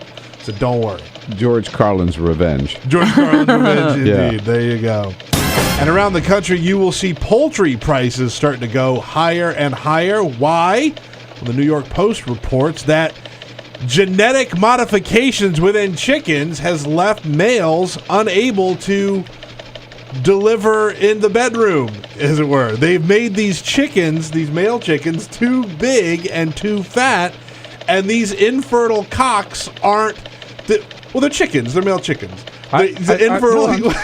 These infertile cocks, they're not impregnating the women. So you're having less and less chickens. So you can see poultry prices go higher and higher, about 17% higher than this time last year. There must be a way to fix this, right? Well, they ruined it through genetic modification and tweaking with the men. So they're going to try and go back and fix it with more genetic modification. So it's artificial insemination of the chickens or something? Yeah, that's what they're going to try and do. Good Lord. Problems in the chicken coop. New chickens that aren't so fat and have more of a sex drive. Can I call it TMI? Right? Chicken sex? I don't want to know that much about my chicken. You need to know about your chicken's love life, what it ate, I don't know. What life it lived. No, I don't need to know that. Thank you, anyhow. Now, we were talking about Germany and their precision in the World Cup. Germany's been in the news lately, too, Dustin, because it turns out, nobody denies it, that we had hired a German citizen to spy on Germany. Why should we be spying on Germany? I think the answer to that from a lot of people would be why not. I don't think it's surprising that the U.S. is spying on Germany, given revelations last year that we're tapping Angela Merkel's cell phone. Yeah, but certainly Germany doesn't like it. They have like a different culture, I'd say, to espionage on their allies. Ours is a little more aggressive. Are they spying on us? I mean, you'd have to ask them. I mean, this is a game that every country plays. Is we're going to spy on each other, and we're going to pretend that we're good friends and we trust each other, but we do have people kind of watching what you're doing. But this is coming at a critical time when Germany and the U.S. and other European allies are trying to figure out what to do with Russia and Ukraine. And last week when Obama talked to Chancellor Merkel, he didn't even know, apparently, according to reports in the New York Times, that their spy in Germany had been captured. That's the most maybe shocking part of this, right? That the CIA had recruited this guy, that Germans found out about him. They had arrested him before he had this phone call with Angela Merkel. Yeah. She did not raise the issue, and he didn't even know about it. I guess he read about it in the Times. Yeah, I think that's probably accurate. Yes, who's running the show here? Well, it's a question of how high up did it get within the CIA that their agent had been compromised? Was it something at the Berlin station, the CIA station there, or did Director John Brennan know? His job is to briefed the White House, and it's unclear where the communication broke through or when Obama was informed exactly, or if this, if the message didn't get passed along or didn't have enough time. But certainly it's raising eyebrows. And then we're seeing that apparently the U.S. has already put another agent, contracted another agent in Germany who also might have his identity compromised as well. So things are certainly not going good for us over there. A second agent now? Yeah, there appears to be another. At least the German officials raided an apartment and an office yesterday, looking for another agent. Now, in the meantime, it's been over a year since we've had the initial dump of documents, if you will, from in the Guardian and the Post from Edward Snowden, and Snowden, who has sought asylum and received asylum in Russia, that runs out in a month or so, or the end of this month, I guess. End of this month, I believe it is. And he's applied for an extension. Think he'll get it? I think if he doesn't have other options, he probably will. Yeah, I don't see any. I don't think he's suddenly going to be forced back to the U.S. Anytime soon. And this is not really too surprising. I mean, months ago, officials in Russia were saying, basically Snowden can stay as long as he likes. He's not really causing a problem for us. So the fact that he applied and is seeking this, it's really not surprising. And I have no reason to think that he wouldn't probably get it unless he decides to go to some other country, which at least he says was his original intent when he kind of got stuck. So he's not causing problems for Russia, but he's still causing problems here for some people, at least in the United States. Yeah. And there's even more information that came out yesterday about these 5 prominent Muslim Americans who had been targeted by NSA. Again, why? And who are they and why? Yeah, this is the biggest, or I guess the most recent leak from Snowden. Glenn Greenwald has been kind of building this up for a long time. Is Greenwald the one who reported this? Greenwald is the one who reported it for The Intercept, yes. And he's been talking about this for a long time, saying a big story's coming. It got delayed last week when I guess U.S. authorities finally started answering some of his questions. But yeah, essentially it is, this story names 5 very high-profile Muslim Americans who are politically active in America, but are apparently, suspected, are not guilty of any wrongdoing. We can't really verify that because the government won't say why they're spying on their emails. So they're, this is the challenge the intelligence agents always face, is that, they say that what they're doing is necessary for national security, but they oftentimes won't tell us what exactly they're looking for or why they find someone suspicious. I'm not sure I would know the names of these people, but who are they? I mean, you say prominent. They professors or? There are two university professors, an attorney, the executive director of the Council for American Islamic Relations, and then also someone who was an advisor for the Department of Homeland Security in the Bush administration, and he also actually ran for public office. So these are people who, are very well known. If you Google their names, they'll pop up. These are people that are not kind of like just living, quiet lives. But there is no apparent connection to foreign terrorist organizations that we publicly are aware of. Now, this comes on the heels of the story last week, where on NSA's massive data collection, while they insist they're only looking after people who they have reason to suspect might have some terrorist connection. Right. Most of the data that they were collecting were from people that did not. Right. This story, I think, was, depending on who you ask, different levels of surprising. I think a lot of people were not surprised that, as the Post reported, 9 out of 10 people being surveyed are actually those not who are targets, but those who are communicating with targets. So we have this foreign surveillance program that allows the NSA to read emails and internet data of targets, but also people they communicate with. So if you send an email to your cousin who's living in Pakistan, then your emails to him will also be lumped up in that. And what the Post report found was that of all the people being collected, at least from this sample that Snowden provided, 9 out of 10 of the accounts being spied on are not the targets themselves, but people communicating with them, people being incidentally collected. Many of those, about half, American. Nine out of 10? Yeah. Well, you expect a certain amount of collateral damage, if you will, right? But right. But that's way out of line, I would think, and certainly very, very high. Right.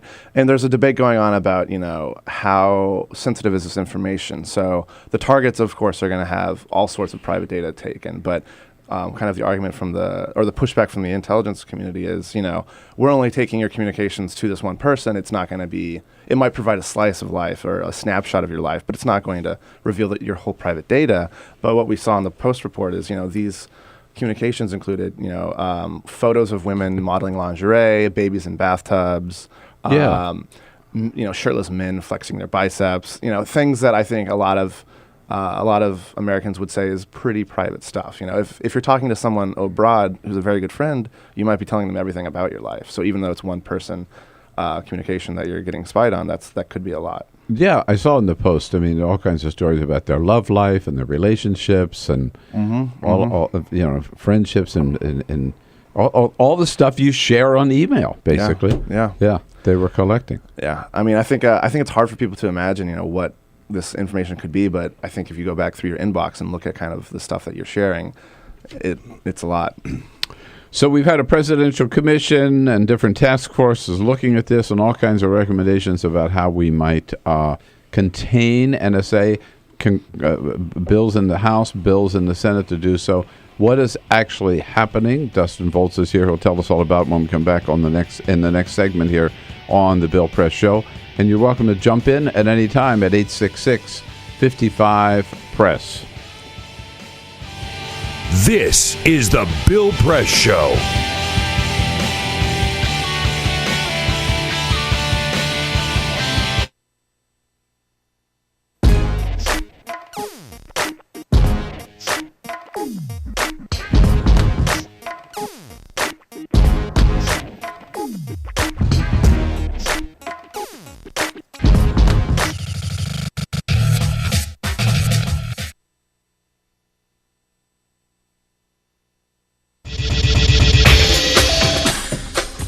Tune into Free Speech TV for Democracy Now!, a national, independent, award-winning news program bringing you people and perspectives rarely seen on corporate media.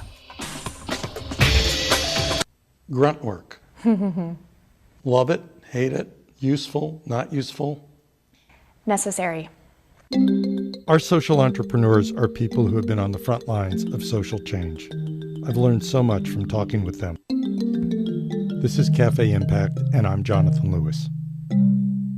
I will say that I think is a challenge for anyone, especially the new workforce as they come in, is the ability to accept grunt work with grace. The most boring, awful details are the most important elements of doing this work. From the way you save names in your Rolodex to the way you bank and you deposit checks. The truth is, this work isn't glamorous, it's rewarding.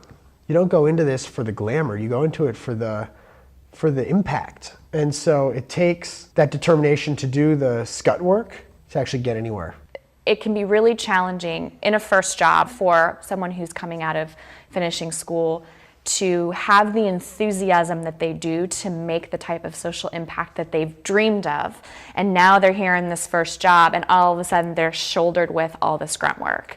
And they don't understand and they don't get it and they're resentful. Talk more about the power of answering phones. Sure, I did that myself, took out the trash, cleaned offices when I had to, and it's all good. There's power in being a good team player and in being somebody who sometimes has to support other people's leadership before you get to have your own moment in the sun. Is it hard to wait?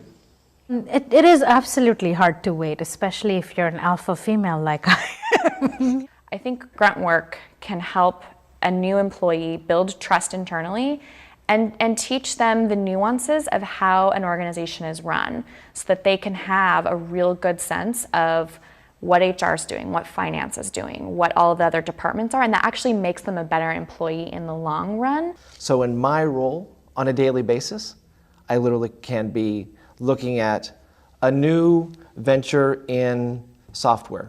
We could be looking at a microfinance deal. I could be making coffee, taking out the trash, and riding a tractor on any given day. Have you found people who thought it was demeaning that they were given this job, work in the front office and make the coffee when they graduated with all A's from this great university. And, people like that just don't last very long in our world. If your approach to life is that, you're so smart and you're such a fabulous entrepreneur that you can't understand why people aren't giving you opportunities, it's really hard to advance.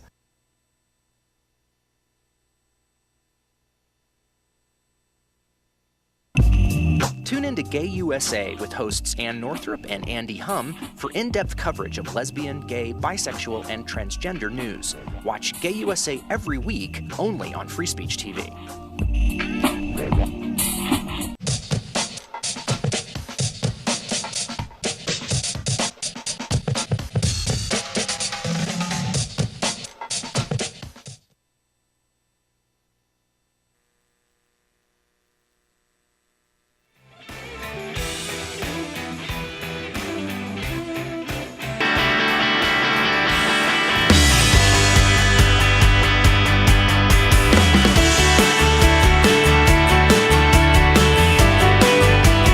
This is the Bill Press Show. 26 minutes after the hour, it's Spy versus Spy here on the Bill Press Show this morning with Dustin Volz, tech correspondent for the National Journal. It's nationaljournal.com. Dustin, back to the your story yesterday where that Glenn Greenwald broke that these 5 prominent Muslim Americans were targeted by the NSA. Mm-hmm. There was a very unfortunate side to that story as well, about some of the terms that were being used to refer to them. Yeah, so what was leaked was this kind of spreadsheet, this database of email accounts, and some of them were identified and a lot of them weren't. And one of the ones that at least one of the ones that wasn't identified had a placeholder name of Mohammed Raghead, which is obviously a very offensive term. And this was getting a lot of attention on Twitter and elsewhere. And this was from a 2005 document. So this was Bush administration as opposed to Obama administration. But we're unsure if this is continuing. Either way, the White House came out yesterday and said in a statement that they are asking the intelligence agencies to conduct a review of diversity and tolerance policies to make sure that agents know how to not be racially biased and insensitive. It's unclear what the scope of that review will be, but certainly this doesn't look good for the administration. Yeah, and this term was being used by people at the NSA, right? This was in their report. Yeah, this was NSA and FBI files, and it's clear. I mean, without confirming or denying the details of the story, which was interesting, the White House and the NSA are saying, we of course care about diversity. We do not target people. No one can be targeted just for their ethnic background or their religious beliefs. They must be also suspected of aiding a foreign agent. But when you see stuff like this, it certainly kind of undermines a lot of their credibility, I think, in the eyes of many people, especially their critics. So it would seem to give you a little window into their thinking about the people that they're looking at, right? Yeah. Yeah, I mean, you can say what you will about it. I mean, when you look at this, this could be one rogue agent. This could be someone who's 20 years old inputting data and just being kind of dumb, or it could be kind of indicative of like a culture that of spying, as we saw on Muslim Americans, but who might not be, but not good. We got to stop it right there. Dustin Volz, thanks so much for coming in. Thanks for your good work. Thank you. All right, see you again soon. Nationaljournal.com. We'll be back with Debbie Wasserman Schultz. This is the Bill Press Show.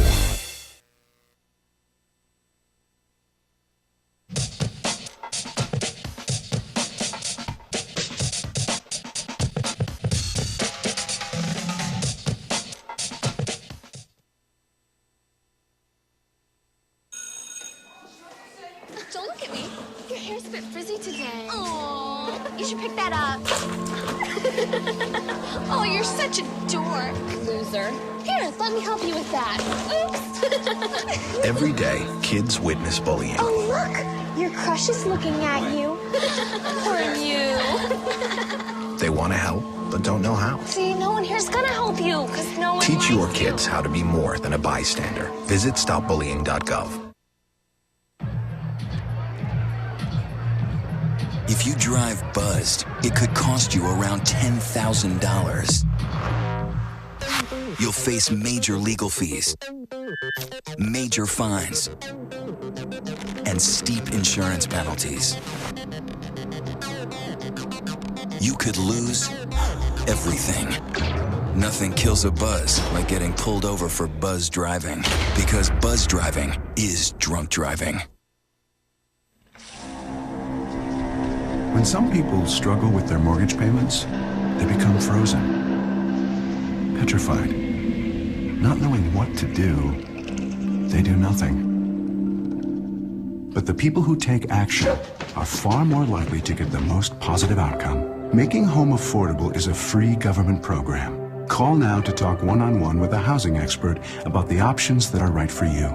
Real help, real answers, right now. Tune into Free Speech TV for Democracy Now!, a national, independent, award-winning news program bringing you people and perspectives rarely seen on corporate media.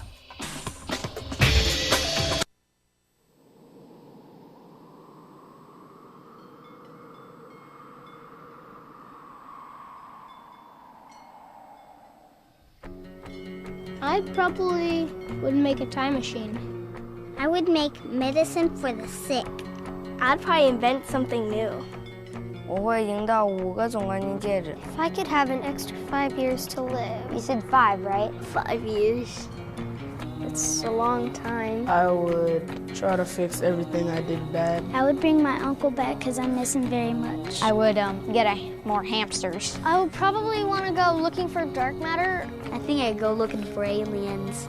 If I could live an extra 5 years. I was thinking about making like a helicopter, like a wooden helicopter, but I don't have any wood.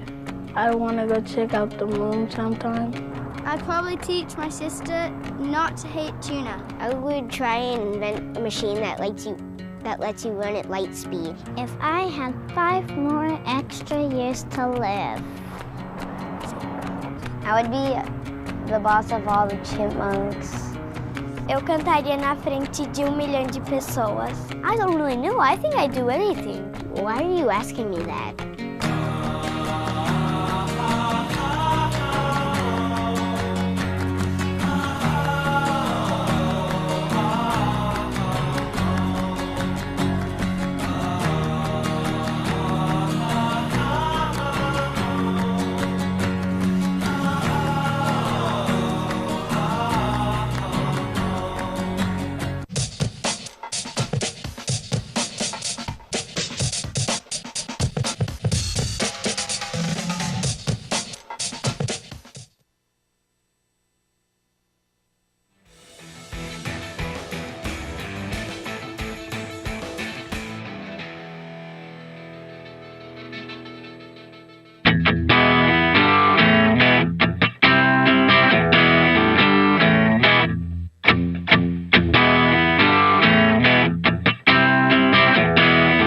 On your radio, on TV, and online.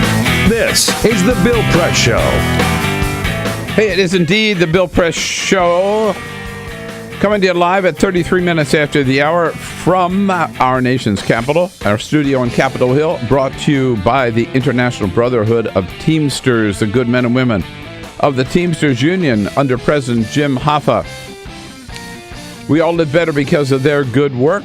And you can find out more about the work of the Teamsters Union on many, many different fronts at their website, teamster.org. She wears so many hats, it's hard for us to keep up with them. Probably hard for her to keep up with them, too. She is a member of Congress representing Florida's 23rd Congressional District. She is chair of the Democratic National Committee, and she is star of the Congressional Women's Softball Team, among other great feats here. Congresswoman Debbie Wasserman Schultz joining us on our newsline. We were there at the game, Congresswoman. How are you? Good morning. Oh, good. I'm doing well, and actually much better. I don't know if you remember. I got injured during the game. Yes, we do. Left the game on crutches, but All good now. Been working hard to get my leg back in shape, and the best painkiller was beating the press at that game. beat the press. That's what it was that night. Yeah, you guys, you crushed. You really did. And 10-5. It was a pretty good result. I know. No, we were worried about you. I wanted to ask how you're doing with your injury there, so it's good to know. Thank you. And we raised almost $200,000 for the Young Survival Coalition, which is a young women's breast cancer charity. Oh. Yep, we've now raised, over the last 6 years for the game, we've raised almost just about $500,000 for them. Wow. Isn't that great? It really is. Well, we are glad to support it. Thank you for coming out. No, we're glad to support it. And, in fact, the Friday before the game, we had Donna Edwards and Jen Bendry, right? Jen Bendry, yeah. They were trash talking, man. Good for them. Yeah, whole thing. We're very good at that. We do that all year. Follow up on Twitter. Yeah. Now, speaking about follow up, Congresswoman, you followed up yesterday to the Supreme Court's disastrous Hobby Lobby decision with some legislation to fix that problem. Tell us about it. We're introducing legislation that would provide for an exception to the Religious Freedom Restoration Act in response to the Hobby Lobby decision, which was horrendous, not just for women, but for all employees who simply want to make sure that the health care coverage that their employer provides, that their boss can't decide what kind of health care they can get access to within that policy. And what the Hobby Lobby decision did was it allowed a boss to decide whether a woman can take birth control and have it covered by her employer's plan. And the real concern is what other religious objections are employers going to assert and deny health care coverage to their employees. It's unacceptable. Yeah. No, I mean, there's talk now that's saying, well, if Congress passes ENDA so that employers can't discriminate against people of the LGBT community, that some people can say, well, my religion tells me it's a sin, so therefore, I don't have to hire them or I can fire them easily. So you can see where this... Well, even, and then more related to healthcare, there are religions that don't believe in healthcare at all.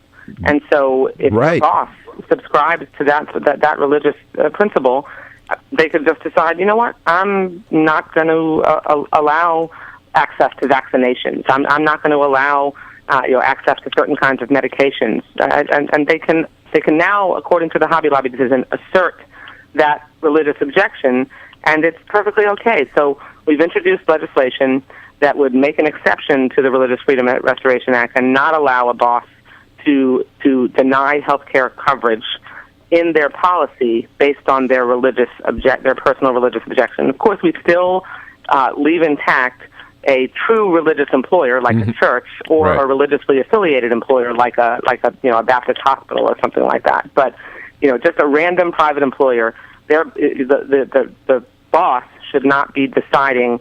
I object religiously on religious grounds to this particular type of health care, and so I am not going to allow my employees to have access to it. That's unacceptable, and we are going to try to change the law to not allow that. Good. There's not a lot of confidence that the Republicans in Congress, almost a certainty that they won't allow that bill to come to the floor. No, but very important that legislation be introduced both in the Senate and in the House yesterday. Yes.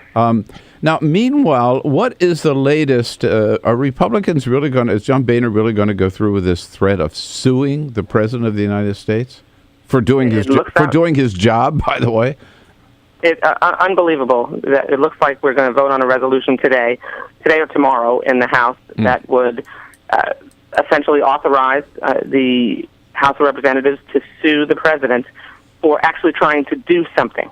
Now, keep in mind what the President's been doing, and he said in the State of the Union that if he wanted to work with Congress, if Congress refused to work with him, and this has been the do-nothingest of do-nothing Congresses, so we're quite literally doing nothing, that the President was going to act. We have so many serious issues that we need to address, continuing to get this economy turned around, making college more affordable, dealing with immigration reform, and so many others.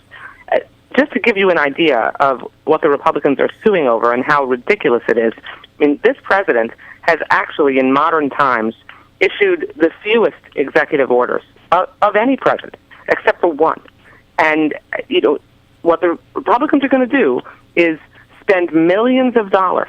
They already lost the Defense of Marriage Act lawsuit where they spent millions of dollars. That they are wasting $3 million on this Benghazi investigation.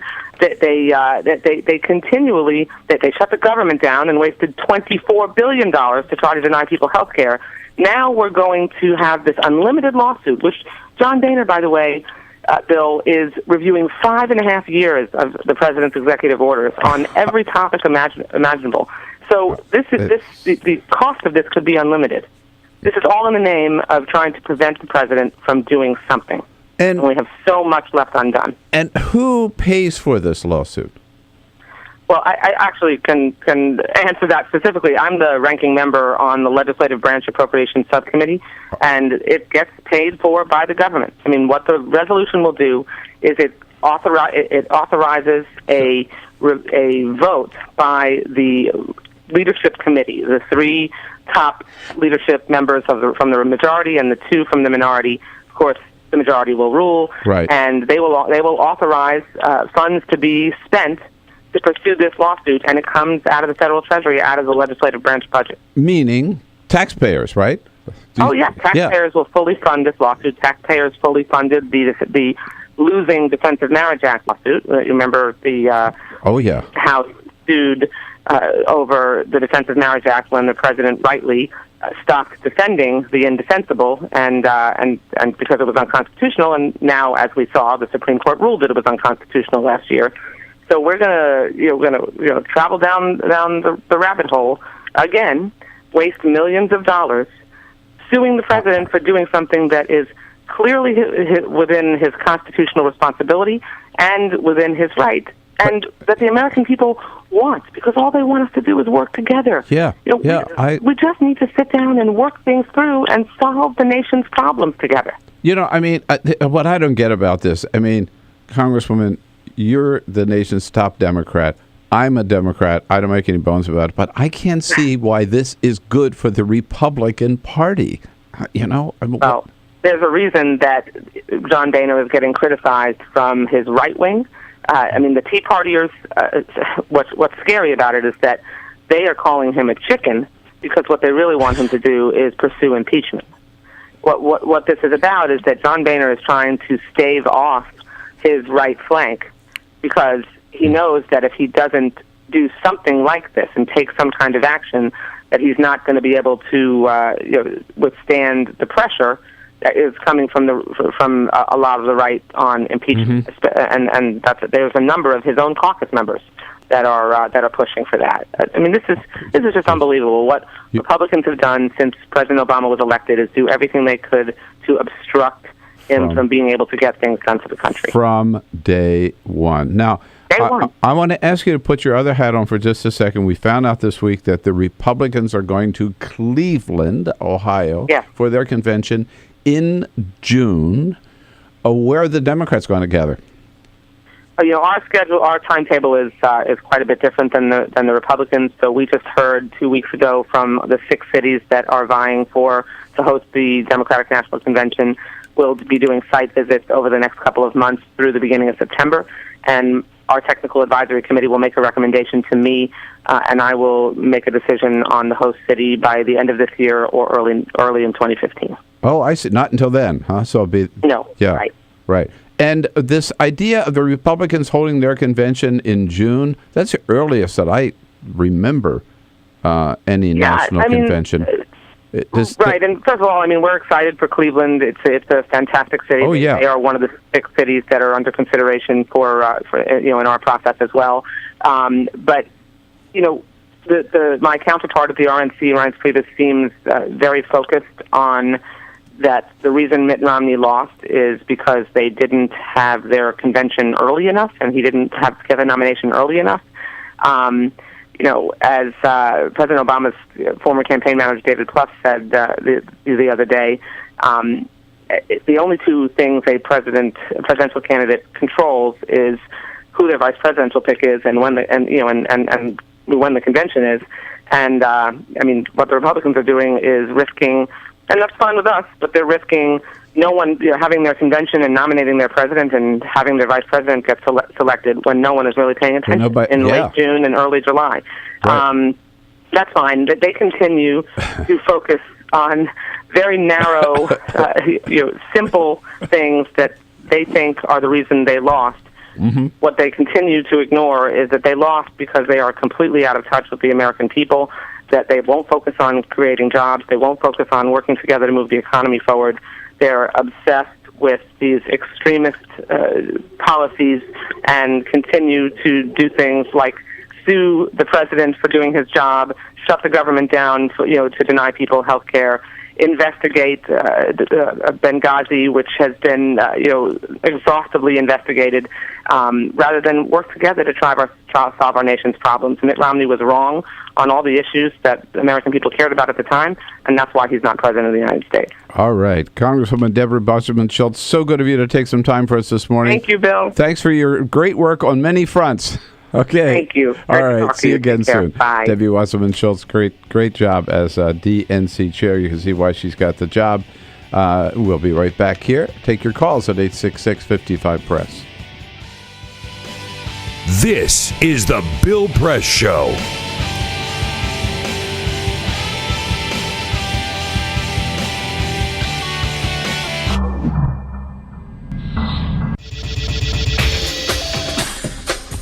Tune into Free Speech TV for Democracy Now!, a national, independent, award-winning news program bringing you people and perspectives rarely seen on corporate media.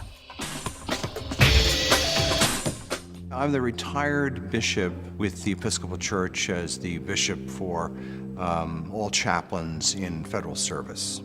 I read that there was a group of people that represented a sense of injustice that I had.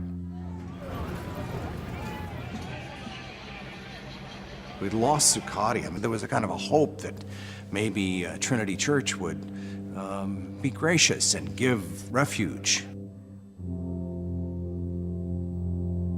We picked this day where we would gather and demonstrate that Trinity was closing its ears to what was happening. We marched around the block, and I realized that, my goodness, they're carrying a ladder.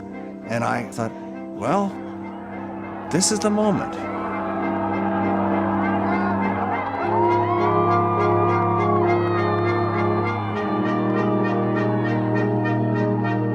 You could feel a spiritual presence. You could feel a certain something.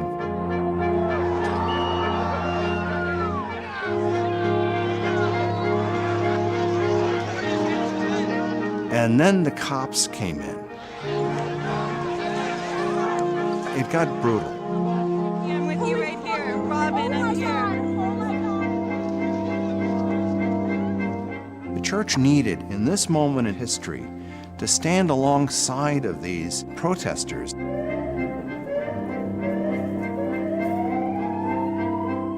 truth of Christ is found in the pews, is found in the institutional church, but it is also found in the streets. It's found in the honesty and the integrity, the insistence of people that you find in Occupy Wall Street.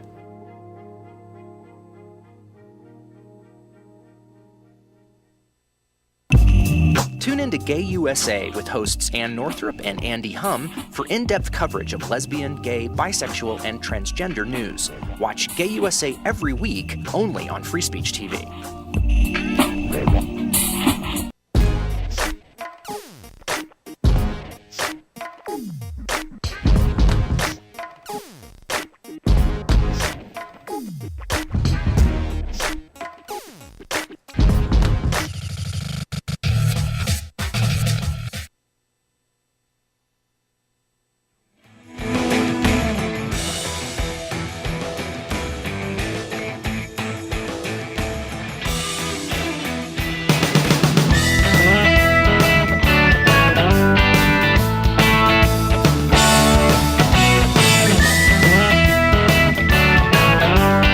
Seen on Free Speech TV and online on Talker TV. This is the Bill Press Show. 11 minutes before the top of the hour, Congresswoman Debbie Wasserman Schultz with us in the last segment. In the next hour, Congressman Tony Cardenas from California and Congressman Chris Van Holland from the state of Maryland. So they are in town. They're not getting much done because John Boehner won't allow votes on anything other than suing the President of the United States. But at least they're here, and so they've got time on their hands, and three of them stopping by this morning. By the way, and we were talking with Debbie Wasserman Schultz about the fact that Sarah Palin thinks John Boehner is a weenie because he is not impeaching the president. He is just suing the president. That's not enough. Not enough to sue the president. You have to impeach him, says Sarah Palin. And by the way, there are members of Congress, a surprising number of them, who actually agree with her. Here she is. Impeachment is a message that has to be sent to our president that we're not going to put up with this lawlessness. God, this lawlessness, right? Lawlessness, right? You hear that refrain as well. It's still, I just find it still unbelievable that John McCain actually told the country that, in his view, she was the person most qualified after him to become President of the United States. You know what I think is insane? Yes. I find it amazing that there are people out there who still defend her, right? Or listen to her. Or listen to her, or pay any attention to her whatsoever. Because, like, the McCain thing, you know, okay, so they didn't vet her enough, and they didn't realize until it was too late that she was highly, highly incompetent.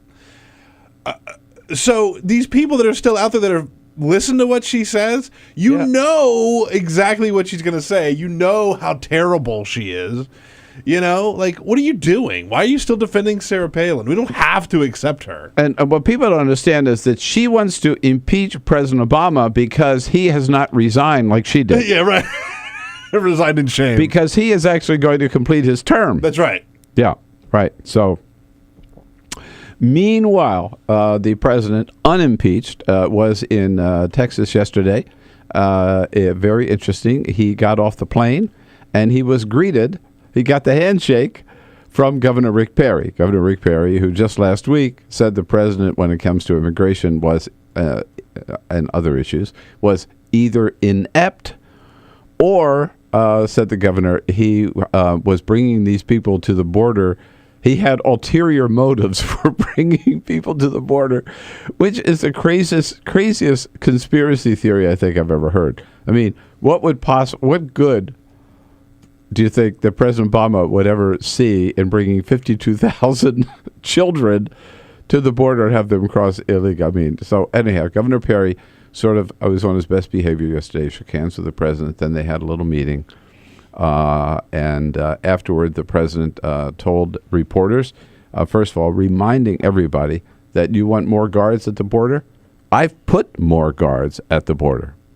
Right now, there are more Border Patrol agents and surveillance resources on the ground than at any time in our history.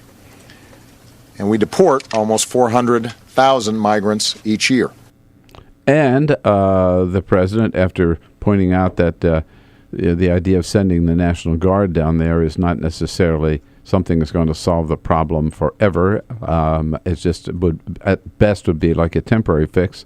The president responded to those critics who said that he should personally go to the border while he's in Texas. He's got to go down there himself and have his picture taken. The president said, no, I'm not interested in that.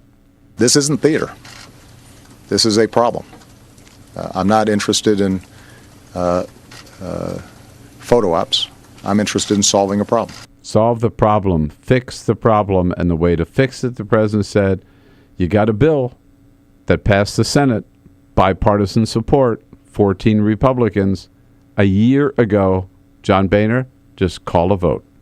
In the long run, the best way to truly address this problem is for the House of Representatives to pass legislation fixing our broken immigration system. So simple, so direct, so clear. Why don't they do it? We'll ask Congressman Tony Cardenas at the top of the next hour, right here on the Bill Press Show. This is the Bill Press Show.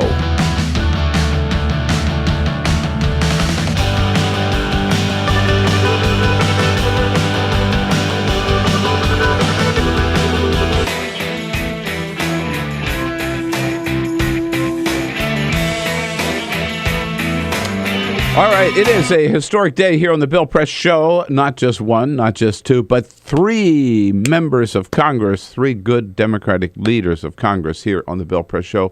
We've already heard from Congresswoman Debbie Wasserman Schultz. In this next third hour together, we'll hear from California Congressman Tony Cardenas here in studio with us, as well as the ranking Democrat on the House Budget Committee, Congressman Chris Van Holland from Maryland, right here on Talker TV. Or lose you on free speech, so go over to Talker TV, TAWKR TV, youtube.com/Talker TV for hour number 3 coming up.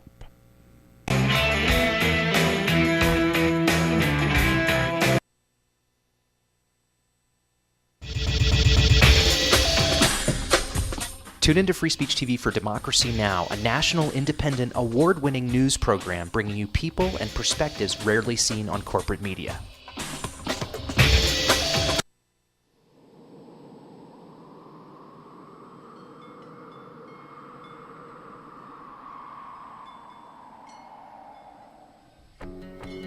I probably would make a time machine. I would make medicine for the sick. I'd probably invent something new.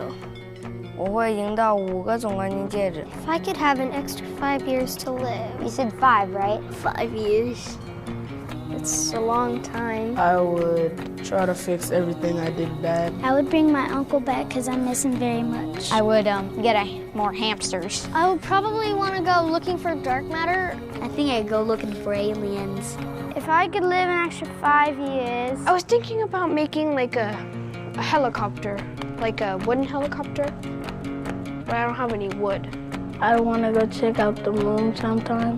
I'd probably teach my sister not to hate tuna. I would try and invent a machine that lets you run at light speed. If I had 5 more extra years to live,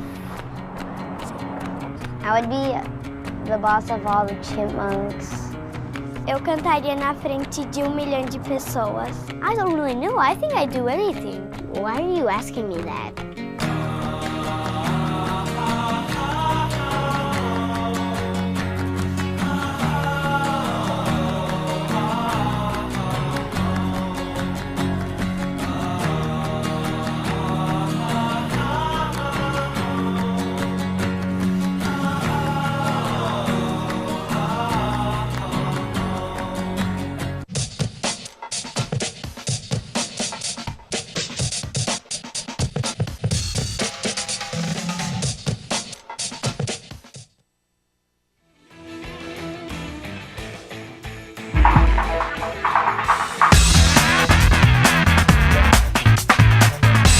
This is the Bill Press Show. Okay, President Obama still in Texas. He went from Dallas up to Austin last night, spent the night there in Austin, and this morning, or today, he's got 2 events in Austin, a Democratic National Committee fundraiser this morning at a private residence in Austin, and that is where Josh Earnest will gaggle with reporters today. No briefing, of course, at the White House. And then the president moves on to the Paramount Theater in Austin, where he will deliver remarks about the economy, the state of the economy. And you know he will tie immigration into that because handling immigration reform is so important to fixing our economy. And then in the afternoon, the president leaves Austin en route back here to Washington, D.C. In the next hour, 2 outstanding Democrats from Congress, Congressman Tony Cardenas from California, and then Congressman Chris Van Holland, ranking Democrat on the House Budget Committee from the state of Maryland. 1 more hour, a big hour, coming up here on the Bill Press Show this Thursday morning, so stick around. This is the Bill Press Show.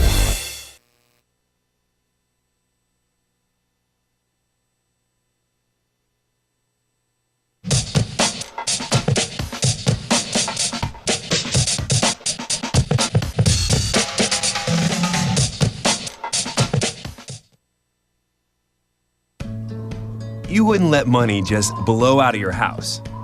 So when your AC or heater is on, make sure the doors, windows, and fireplace flue are shut tight.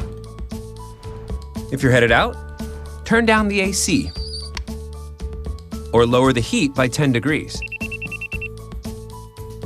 And always keep your water heater set at 120. A little bit of common sense goes a long way. Get more great tips at energysaver.gov. So, I'm kind of new here, but I've noticed a trend. My human does this funny thing where she goes around and gets all my toys, and then she hides them in that basket by the door. But it's always the same basket, and it's always in the same place. And then she acts so surprised when I find them, but, she's putting them in the same basket. Again. It's like, hello? That's where you put it last time. You were the worst at hide and go seek.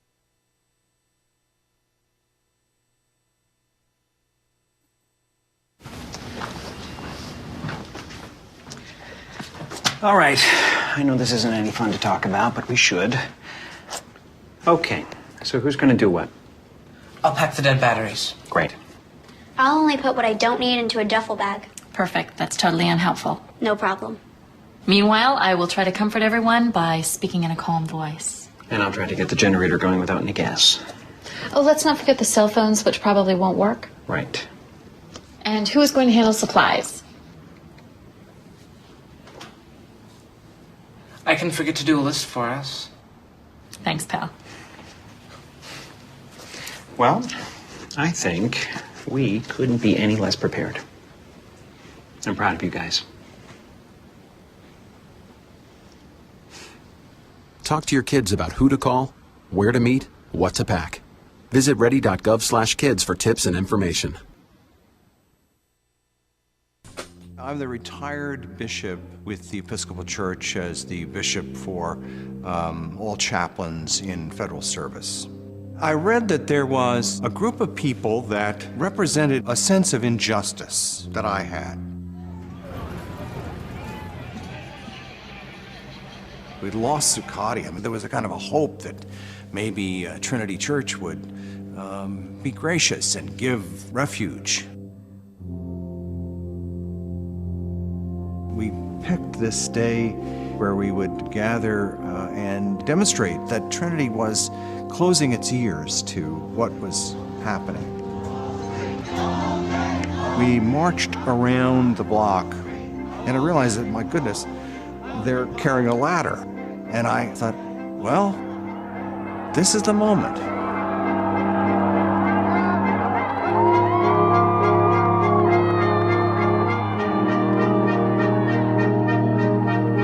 You could feel a spiritual presence. You could feel a certain something.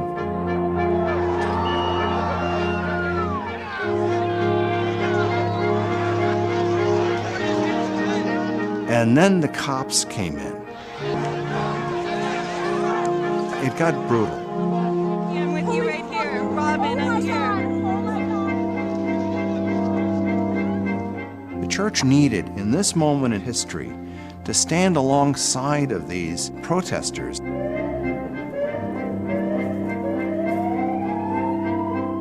truth of Christ is found in the pews, is found in the institutional church, but it is also found in the streets. It's found in the honesty and the integrity, the insistence of people that you find in Occupy Wall Street.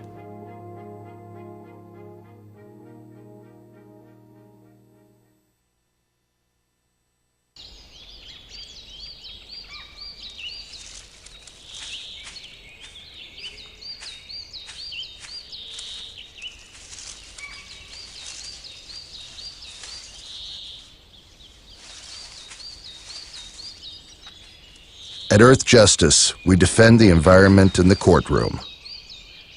Join our fight. When you take a seat, you take a stand. Earth Justice, because the Earth needs a good lawyer. Tune in to Gay USA with hosts Ann Northrup and Andy Hum for in-depth coverage of lesbian, gay, bisexual, and transgender news. Watch Gay USA every week, only on Free Speech TV.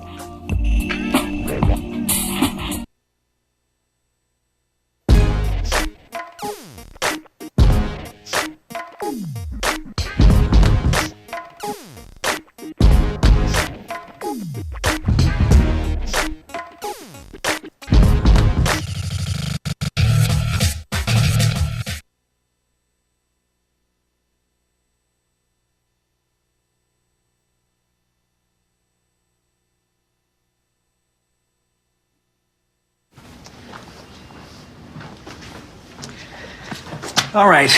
I know this isn't any fun to talk about, but we should. Okay. So who's going to do what? I'll pack the dead batteries. Great. I'll only put what I don't need into a duffel bag. Perfect. That's totally unhelpful. No problem. Meanwhile, I will try to comfort everyone by speaking in a calm voice. And I'll try to get the generator going without any gas. Oh, let's not forget the cell phones, which probably won't work. Right. And who is going to handle supplies? I can forget to do a list for us. Thanks, pal. Well, I think we couldn't be any less prepared. I'm proud of you guys.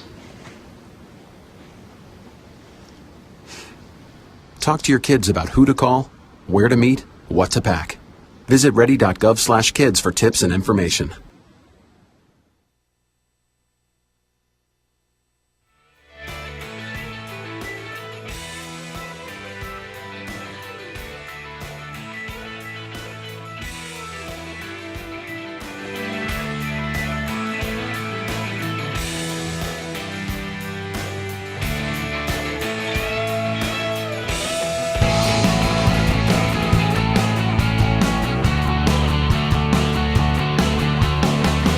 Broadcasting around the nation, on your radio, on your TV, and online.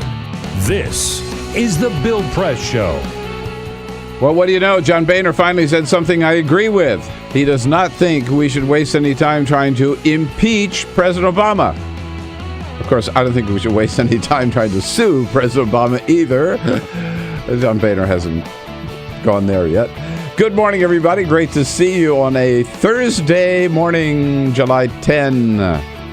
It is the Bill Press Show. We are coming to you live nationwide, coast to coast, here on your local progressive talk radio station and worldwide on our video stream at Talker TV, youtube.com/Talker TV. And of course, if you don't have a progressive radio station where you live, you can check us out and follow the show on the TuneIn app. It's free. Download it, TuneIn app, and check the Progressive Voices channel.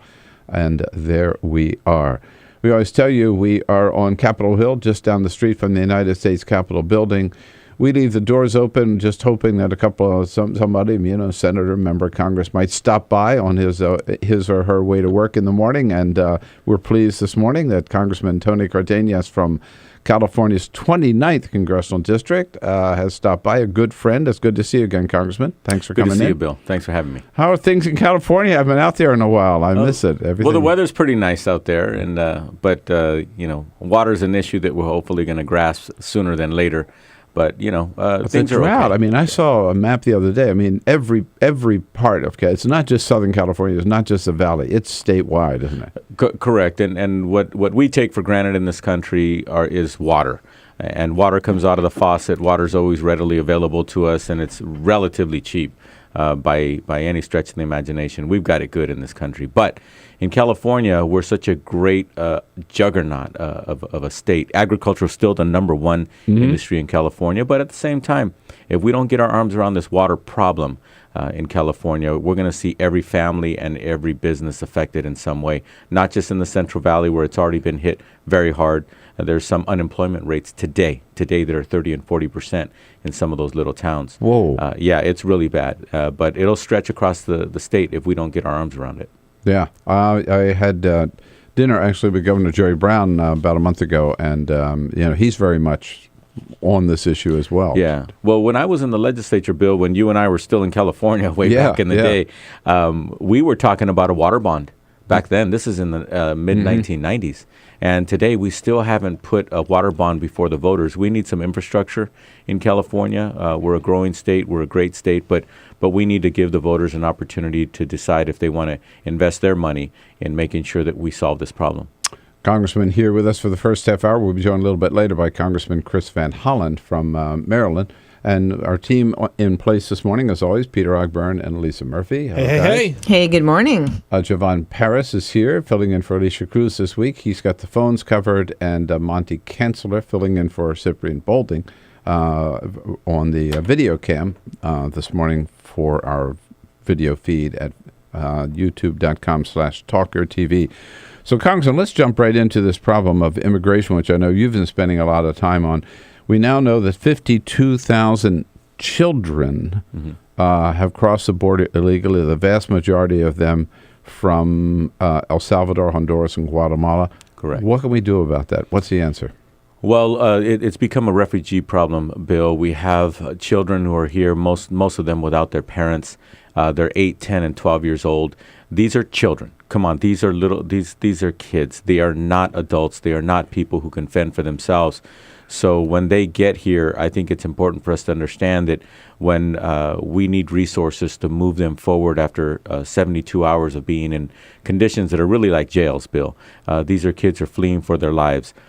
It's my understanding that well over 160,000 deaths have occurred in these 3 Central American countries.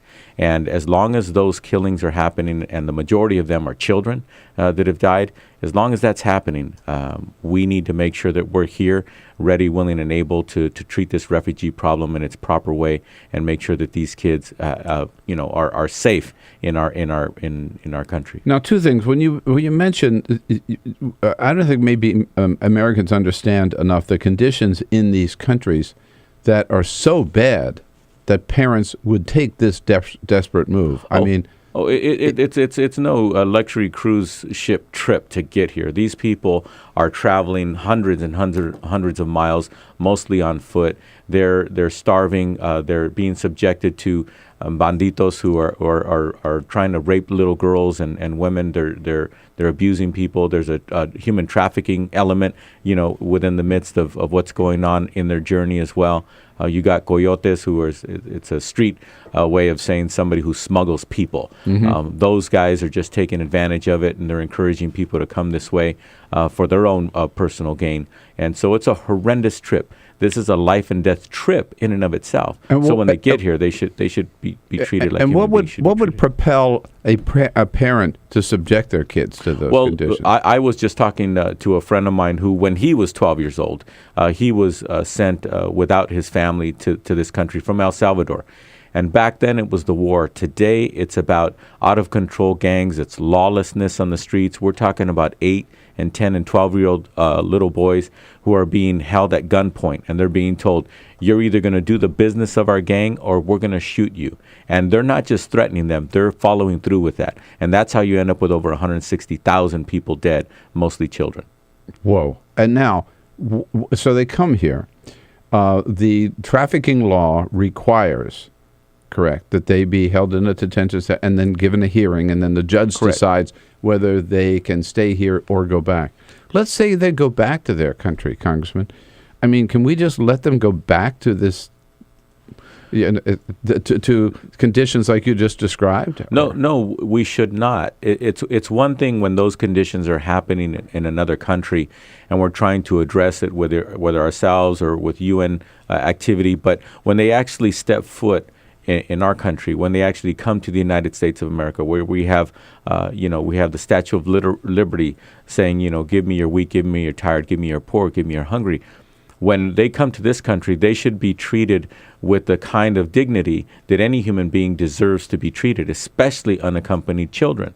And that's what they deserve. They deserve not only a hearing, but at the same time, Bill, we have a Republican Party who believes that we need to double and quadruple down on Border Patrol. The Border Patrol isn't going to be speaking or interpreting on behalf of one of these children when they finally get their hearing, so that they can explain why they came, what's going on. That maybe they want to explain that their brother got killed, their 10-year-old brother got killed right before their eyes, so they fled. They need a lawyer present when they're in these hearings so they can have a just hearing where we can do justice to find out what is going on with this child, what is going on with this human being, and why did they come here. Should they be granted asylum? Yes, the ones that are fleeing that kind of condition, absolutely, Bill. That's something that we've stood for hundreds of years in this country. That's something that we believe that we are. We believe that we're a compassionate country, we're a compassionate people, and we're people that would not send somebody back into a situation where it's almost guaranteed death. Now, you use a term that the White House so far, and we tried in the briefing this week before the president went off to Texas, to get them to use the phrase refugee. I mean, that's a word with meaning, isn't it? Absolutely. To call this an immigration problem, yes, we have a broken immigration system, and we've been trying to debate that since I got here over a year and a half ago. At least the Senate, as of a year ago, they actually passed a comprehensive immigration bill, but our House just sits on it. We sit on good legislation. We don't give the people in our House who've been elected to represent us to vote on things. That there's a problem that we have in Congress. However, when it comes to the issue of a refugee or not, I think it's a term that's accurate, and I think it's something that all of us should be using because that's really what's going on. The president this week, or a couple of days ago, said, okay, you want me to fix this problem. You want this process to work a little faster. I need some resources to do it. $3.7 billion.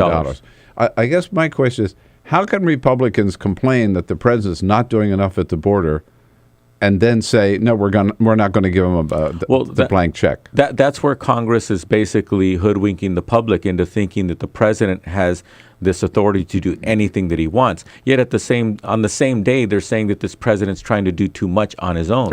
Well, when Congress is doing almost nothing, and the executive, the president of the United States, is sitting there saying we have a crisis on our hands, we need to either give him the resources, do it, or step out of the way and not complain when he actually takes action unilaterally on his own. But the president can't spend a penny unless Congress has given him that money. We have the power of the purse.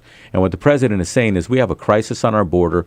There's things that we need to do to set this right. We need to send resources there and to make things right. But when Congress says you're doing too much, yet at the same time they're not willing to give him the resources to do what we give him permission to do, I don't know how to describe it, Bill.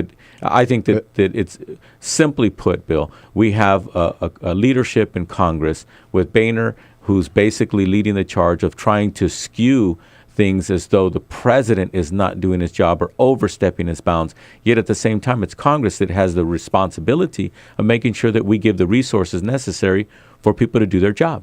Well, I will put a word on it where you may not be willing to go, but I think it's incredibly hypocritical of these Republicans to complain on the one hand and then refuse to take action on the other, either to pass the bill or to pass the supplemental. I mean, good.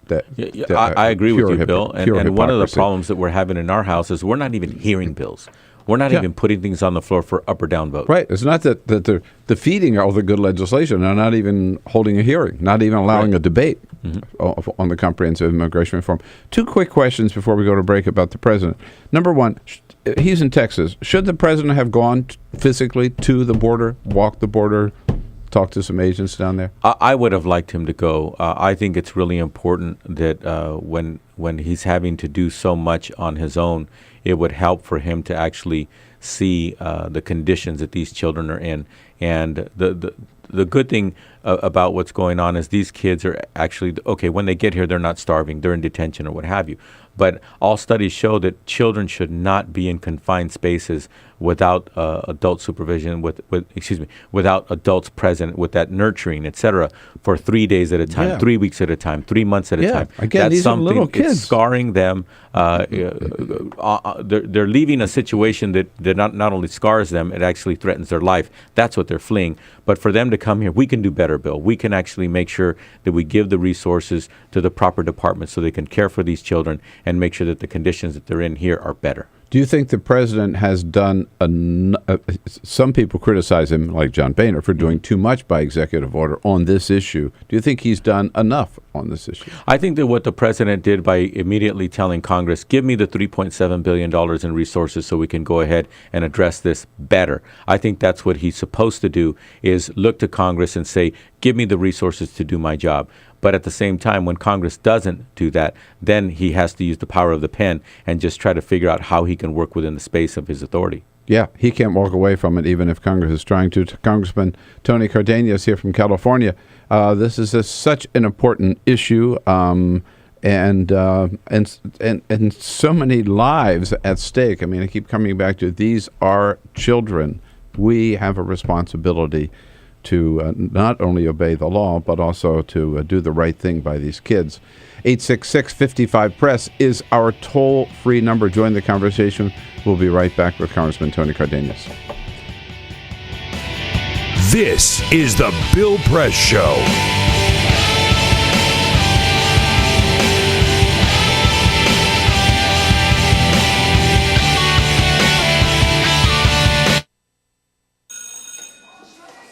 Don't look at me. Your hair's a bit frizzy today. Oh, you should pick that up. Oh, you're such a dork, loser. Here, let me help you with that. Oops. Every day, kids witness bullying. Oh, look. Your crush is looking at you. Poor you. They want to help, but don't know how. See, no one here's gonna help you, because no one Teach your likes kids how to be more than a bystander. Visit stopbullying.gov. If you drive buzzed, it could cost you around $10,000.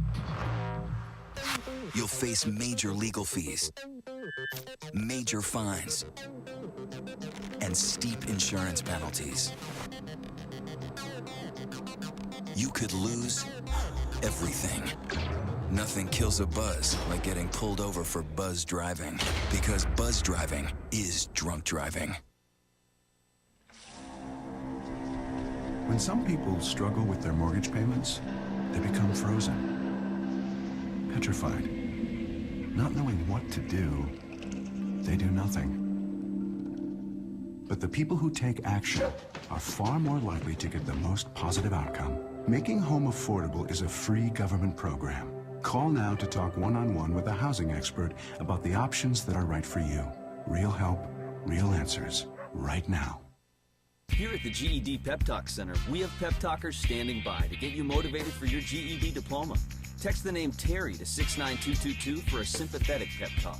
You show people what you really are. Or for a gentle pep talk, text the name Deborah. You know you're going to make people very proud of you. And if that's not enough, text the name Danny for an extreme pep talk. Prove everyone wrong. Show them you're the boss. Get your GED pep talk and find free GED classes. Text the name of the person you want a pep talk from to 69222.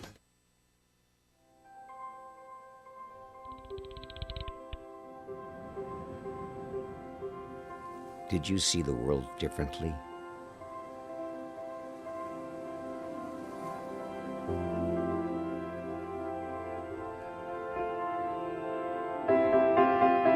Did you celebrate the victory?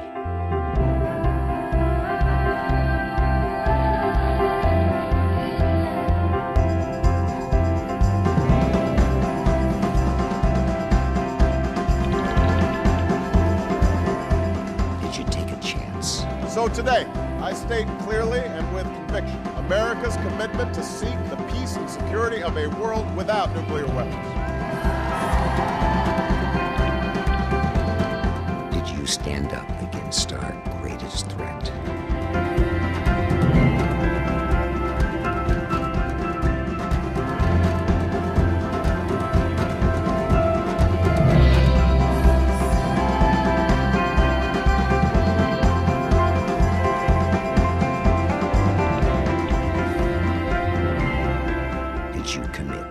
Change the world.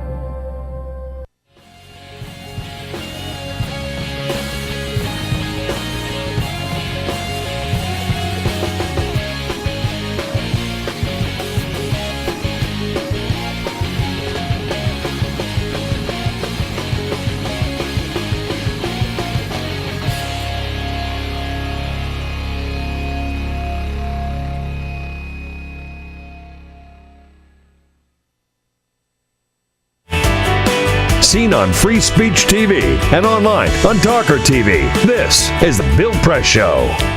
24 minutes after the hour, we've been invaded by members of Congress this morning. Congresswoman Debbie Wasserman Schultz in the last hour. All right, now pleased to welcome Congressman Tony Cardenas. When we say we're invaded, we're glad to be invaded. Glad to see you, members of Congress, Congresswoman, Congressman, and Congressman Chris Van Holland from Maryland, ranking Democrat on the House Budget Committee, coming up in the next half hour as well. President Obama wrapping up his trip to the Southwest in Austin, Texas this morning. Peter, how's that trip going? I'll pick it up right there. Last night he was at a fundraiser at filmmaker Robert Rodriguez's house. So the big question that I had was, what do they eat? Right? What do they have at the fundraiser? Well, Robert Rodriguez is actually an investor in a place called Fresas Chicken al Carbone in Austin. So they served food from there, and one of the things that they had on the menu was a chicken fajita taco called El Presidente. They called it the El Presidente taco, made especially for President Barack Obama. No other details other than it was just a chicken fajita taco made special for him. That sounds good to me. Yeah. Yeah, they know how to make good food in Texas. Oh, yes, they do. It's tasty. Yes, spicy. they do. So, Congressman, there's all kinds of crazy ideas from these Republicans. Rather than pass an immigration bill, which they should do, right? And one of the ones is that seems to be the most popular is just call out the National Guard, right? Yeah. Send the National Guard down there. Again, No. this is all this law enforcement. Why do we need National Guard when children are walking across our border with open arms saying, please help me? They're not running from anybody. They're running from death. They're running from the situation back home. But when they get here, they're glad to see somebody in uniform. They're not going to, when they see a Border Patrol agent, when they see somebody there, they're saying, help me. They're not running away. They're not having to chase them down. They're actually turning themselves in, right? They want to be. Exactly. Yeah. They're calling for help. What percentage of these children do you believe do they have to have under the immigration law or the one that President Bush signed, this trafficking law? Yes, it was under President Bush, and people are acting like it was Obama who did it or something. Yeah, I know. Passed. You weren't there then, I'm pretty sure, but it was passed with unanimous consent, both houses of the Congress, signed into law by President Bush while he was still president, before President Obama took over. Do they have to have a family member? What are the conditions which under the law which would say, okay, you can stay here? Well, for what happens is after 72 hours, they're required to try to place them. The first choice is that they can identify if they have family here, then they'll place them with them. With that family. And then secondly, they'll place them in a foster care type situation. Otherwise, what's going on right now, too many kids, because the system's overwhelmed, and that's why the president needs the resources to try to fortify it. The system is overwhelmed. We had a couple of 10,000 kids come in the last couple of years. Then all of a sudden this year is over 50,000 so far. They're estimating that it's probably going to go another 30 or 40,000 kids by the end of this year. So the system's overwhelmed. So that's the problem. They're not able to place these kids fast enough, and that's why we need the resources. But that's what the law says. The law basically says place them, and then they will give them a hearing date, and they'll come back and they'll look at the details, listen to what the kid has to say, why did they come here, what were they fleeing from, etc. And then a judge will make the determination as to whether or not they have to go back or they can stay. But I just keep coming back to, as you point out, we're talking 8-year-olds and 10-year-olds. What capacity do they have to go in front of a lawyer, go in front of a judge? Exactly, and that's part of the resources that we need to give the administration. To help make that case, right? Look, Bill, if you and I were in court for whatever reason in front of a judge or what have you, the judge is not there to advocate for you. The judge is there to say, sir, what do you have to say for yourself? You make your case. How is an 8-year-old going to make their case? Especially when we're talking about maybe the judge doesn't, speak Spanish or what have you. We should have an interpreter. We should have somebody who can actually explain the situation so that even Americans who don't want these kids here can at least understand that a certain amount of fairness is happening in that room. Yeah, absolutely. Well, Congressman, it's a big challenge. I'm glad you're on the case, and thanks so much for coming in this morning. Thanks for having me, Bill. All right, Good to see you. Great to see you. Congressman Chris Van Holland coming up next. This is the Bill Press Show.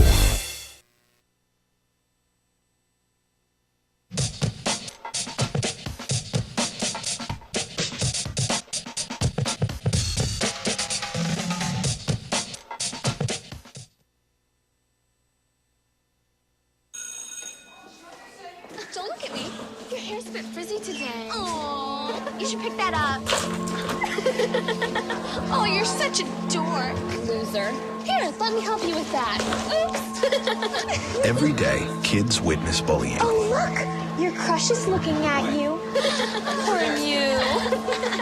They want to help, but don't know how. See, no one here's gonna help you, because no one Teach your likes kids how to be more than a bystander. Visit stopbullying.gov. If you drive buzzed, it could cost you around $10,000. You'll face major legal fees, major fines, and steep insurance penalties. You could lose everything. Nothing kills a buzz like getting pulled over for buzz driving, because buzz driving is drunk driving. When some people struggle with their mortgage payments, they become frozen, petrified. Not knowing what to do, they do nothing. But the people who take action are far more likely to get the most positive outcome. Making home affordable is a free government program. Call now to talk one-on-one with a housing expert about the options that are right for you. Real help, real answers, right now. Tune into Free Speech TV for Democracy Now!, a national, independent, award-winning news program bringing you people and perspectives rarely seen on corporate media.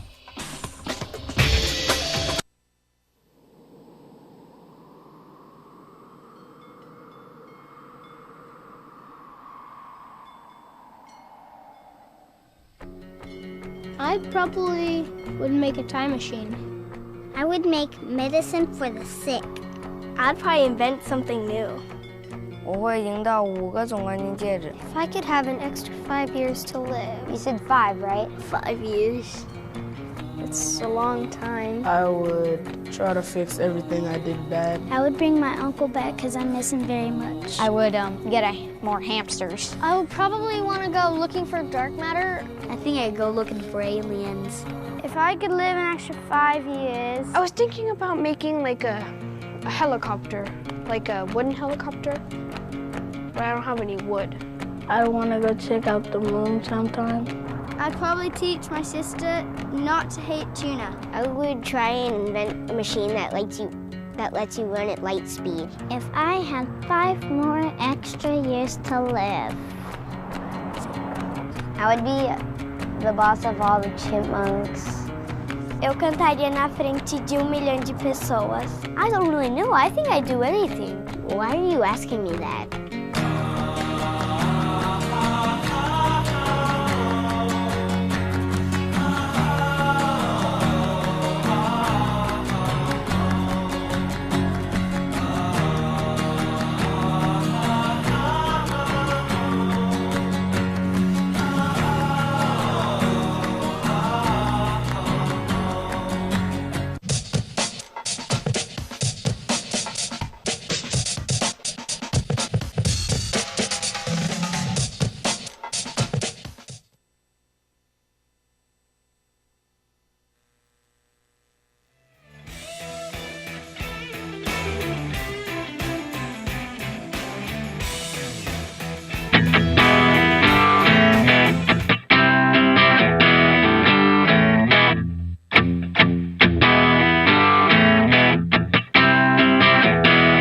Seen on Free Speech TV and online on Talker TV. This is the Bill Press Show. It's the invasion of the members of Congress. We're going to have to call a quorum vote here pretty soon, I think, on the Bill Press Show this morning.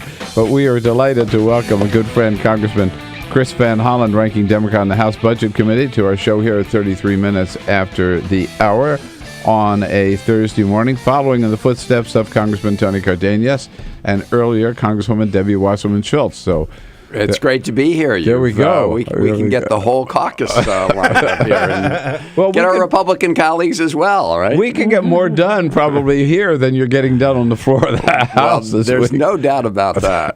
Unfortunately, we've just seen a chronic,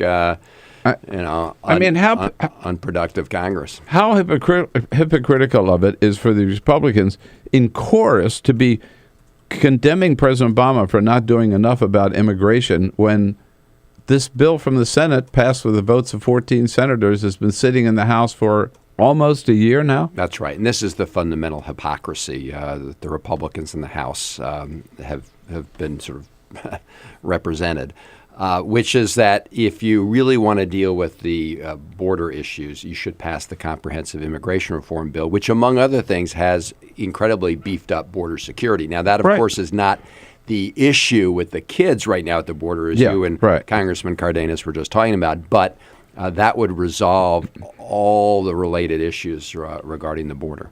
Sure, they feel we need to deal with this aspect of it or that aspect of it or whatever. And those who keep saying, well, first we have to secure the border, then we can talk about comprehensive immigration reform. Comprehensive immigration reform includes securing the border. That's right. And as you've talked about this morning, the border is more secure today than ever before. The issue with these kids are not that they're getting through unchallenged and undetected. It's that you've got thousands of kids now who are turning themselves in at the border. And the president has asked for additional resources, $3.7 billion, to address that issue in an effective and expedited way. And Republicans are stonewalling the president on that very issue. They're stonewalling him. Do you think that they're going to continue to be able to stonewall? I saw one report that privately Speaker Boehner has said, no, we got to do this. I think there's some sentiment among Republicans in Congress that you can't, at the one hand, you can't be criticizing the president for lack of action when, in fact, the president has asked the Congress to act to provide the resources to address the issue. So I think they're going to be put between a rock and a hard place on this, and they should. Finally, I'd hope they'd finally do the right thing to do. Now, they've not done that in the past, do the right thing. As you say, if they really want to do the right thing, they would take up the Senate bipartisan comprehensive immigration bill. And President Obama said that again yesterday, the easy way to fix it. So many issues to talk about Congress because you're involved in so many on so many fronts. I want to ask you first, I saw that the Congress awarded a posthumous Congressional Gold Medal yesterday. And you were one of the speakers at this luncheon to a Swedish diplomat, Raoul Wallenberg. Why would we be giving our Congress could be giving a gold medal to a Swedish diplomat? Yeah, it's a very good question, and there's a very good answer, which is Raoul Wallenberg was one of the heroes in Europe at the time of the Holocaust in terms of rescuing Jews who would otherwise have been taken to death camps, primarily in Hungary. He was a Swedish diplomat. The United States at the time asked for his help in trying to rescue Jews who would otherwise be victims of the Holocaust. And he was able to save thousands of Jews. And the United States has previously recognized his contributions by making him one of the very few honorary U.S. citizens. That was done back done back in the 1980s. And so this is one more effort to recognize the heroic efforts of Raoul Wallenberg. Now, after the war, he essentially disappeared, and he was believed to be in Soviet prison, and nobody ever saw him after that. His case was raised repeatedly by U.S. diplomats whenever they met with the Soviets about his whereabouts. They claimed that the Soviets claimed that he had died shortly after the war, but his body has never been to this found. day. We don't really know. Is that so? He's in fact called the lost hero of the Holocaust because of his one, heroic efforts to save Jews, and second, the fact that his whereabouts was never determined. No, and he really did himself was responsible for saving thousands of lives. That's right. There is a plaza or street in the Fairfax area of Los Angeles named after Raoul Wallenberg. Is that right? Yeah, probably done about the same time. So he is getting some of the recognition. Yeah. And if you go down to the Holocaust Museum here in Washington, it is on Raoul Wallenberg Road. It's a street named after Raoul Wallenberg. So well-deserved. I just wanted to ask you about that. I'm glad you did. Also yesterday, Congressman, you were one of the members of Congress who introduced legislation to try to fix the law in response to the Hobby Lobby decision of the Supreme Court. Yes. Jerry Nadler and others and myself have introduced legislation. Patty Murray and others on the Senate side have introduced similar legislation. The idea is to, say that corporate bosses, cannot dictate the health care packages that are provided and required by law now, which include preventive services, including contraception.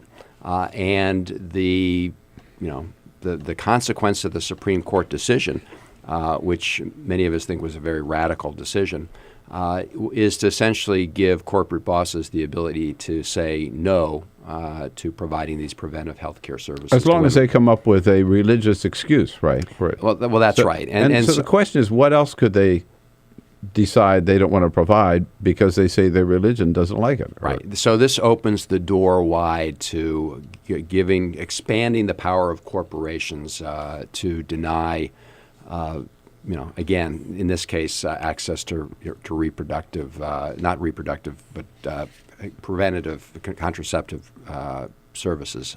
And this is a continuation, of course, of the Supreme Court's radical decision in things like Citizens United, where they essentially said corporations should be treated like people for the purpose of elections. And they said, corporations can pump as much money as they want into trying to elect candidates who will do their bidding. Yeah. In this decision, they say, Romney was right. Corporations are people, and corporations have religious freedom, and corporations are free to discriminate against people based on their so-called religious beliefs. Right, and they looked at some of the previous federal statutes, interpreted them, and that's what this legislation is about. This is to change those federal statutes in a way that would require future Supreme Courts to reach a different conclusion. The last time you were in, a couple of weeks ago, we talked about the Highway Trust Fund, which runs out the end of the summer. Projects are already being stalled because they're afraid the federal money will not be coming down the pike for repairing our roads, bridges, highways, and whatever. And you had a unique way to pay for that. Where's that stand now? Sandy Levin and I, Congressman Levin and I, introduced legislation to say, look, we've got two problems here. One, we have these huge needs in the area of transportation. The infrastructure fund, the Transportation Trust Fund, is going to be close to running dry later this summer, which is already freezing investment in lots of transportation projects around the country. And that will not only mean an inability to fix lots of these, problems with roads and bridges, but it'll also mean people are thrown out of work. Yeah, I was just going to say the jobs factor. Right. So that's a huge issue. We also have this other real problem, which is American companies that are essentially taking on foreign identity. In other words, they're shedding their American citizenship, renouncing their American citizenship in order to escape their tax obligations to the United States and to the American taxpayer, and sort of reflagging, saying we no longer want to, participate as American corporations. We're going to become foreign corporations simply to evade our tax liability. And so what Sandy Levin and I have said is, look, let's make it more difficult for American corporations to use this tax evasion device and use the funds saved to invest here at home in our national infrastructure. Stop people from being tax cheats, and then put that money to good work, creating jobs, and pretty simple concept, right? Yeah, I mean, and unfortunately, House Republicans have denied us a chance to vote on that.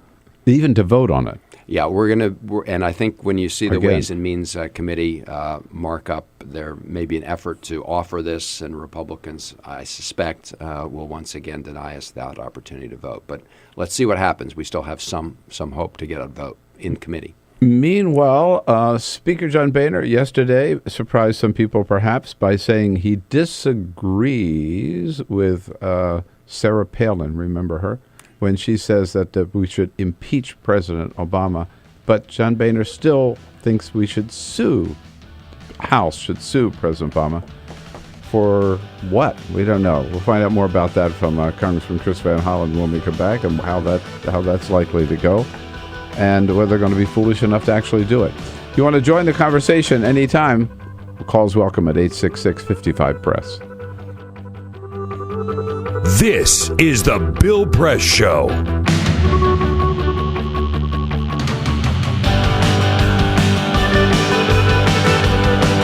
This is my computer. This is your computer. Let's go on the internet. Let's go. Click it. Yes. Okay.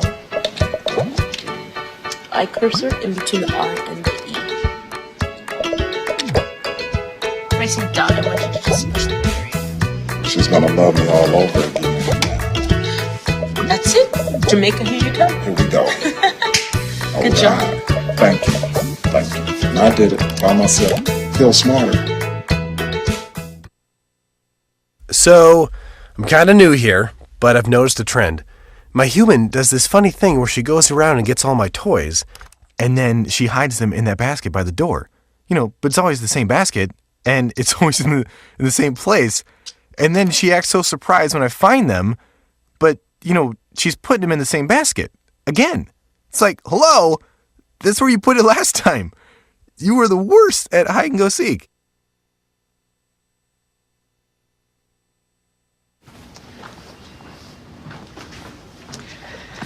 All right.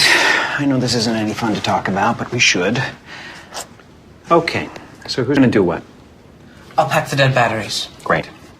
I'll only put what I don't need into a duffel bag. Perfect. That's totally unhelpful. No problem. Meanwhile, I will try to comfort everyone by speaking in a calm voice. And I'll try to get the generator going without any gas. Oh, let's not forget the cell phones, which probably won't work. Right. And who is going to handle supplies? I can forget to do a list for us. Thanks, pal. Well, I think we couldn't be any less prepared. I'm proud of you guys. Talk to your kids about who to call, where to meet, what to pack. Visit ready.gov/kids for tips and information. Hey, thanks for stopping by. I followed your character since the first episode. I'm a big fan. Big fan. Thank you. And listen, your storyline, it makes for incredible TV drama. Thing is, your drug use is very adult content. Too adult for the kids. So I'm gonna have to block you. Oh, man. Yeah. Well, have a good one. You're a nice lady.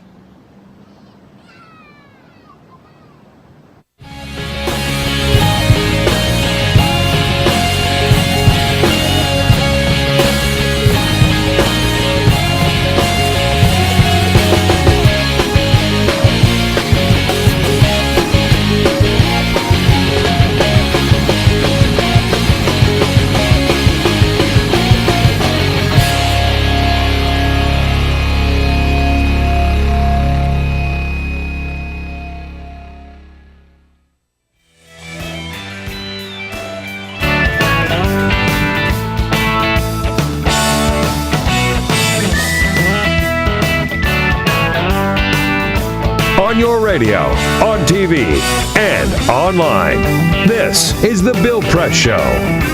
Thursday morning, July 10, 12 minutes before the top of the hour. In studio with us, Congressman Chris Van Holland, ranking Democrat on the House Budget Committee, representing the 8th Congressional District of Maryland. Congressman, always good to have you with us. Thank you. Meanwhile, while you and I are here talking policy and politics in Washington, D.C., Hollywood is just all excited here about the Emmy nominations. Yes, indeed. Happening awards. right now. Awards are nominations. The nominations are happening right now. Yeah. Not all of them are even in yet, so I'll just go through a couple of the shows. Best Comedy, The Big Bang Theory, Louie, Modern Family, Orange is the New Black on Netflix, Silicon Valley, and Veep. Terrific show. Oh, Bob yeah. Cusack, our friend Bob Yeah. Cusack, could win an Emmy for his walk-on role on Veep. Yeah. And Best Drama, Breaking How about Bad. Best Comedy, Married with Children? What's that? I'm sorry, Bill. All right. Not on my the list. favorite show of all His time. favorite show of all time. Best Drama, Breaking Bad. Downton Abbey, Game of Thrones, Mad Men, True Detective, and House of Cards. Ooh. Another Netflix hit.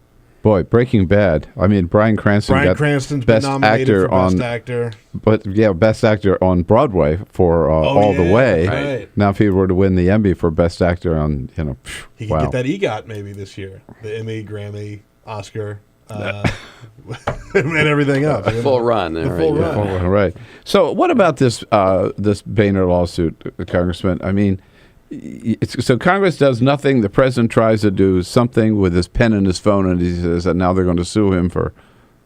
Where's this going? And the president pointed out the irony of all this yesterday in Texas, because Governor Perry was asking the president to use his executive authority to do more things, and the president pointed out that whenever he uses executive authority, Republicans in Washington threaten to sue him, despite the fact that George Bush used his executive authority many more times than President Obama has, as did President Reagan. Look, presidents can use their executive authority in legitimate ways, as President Obama has done.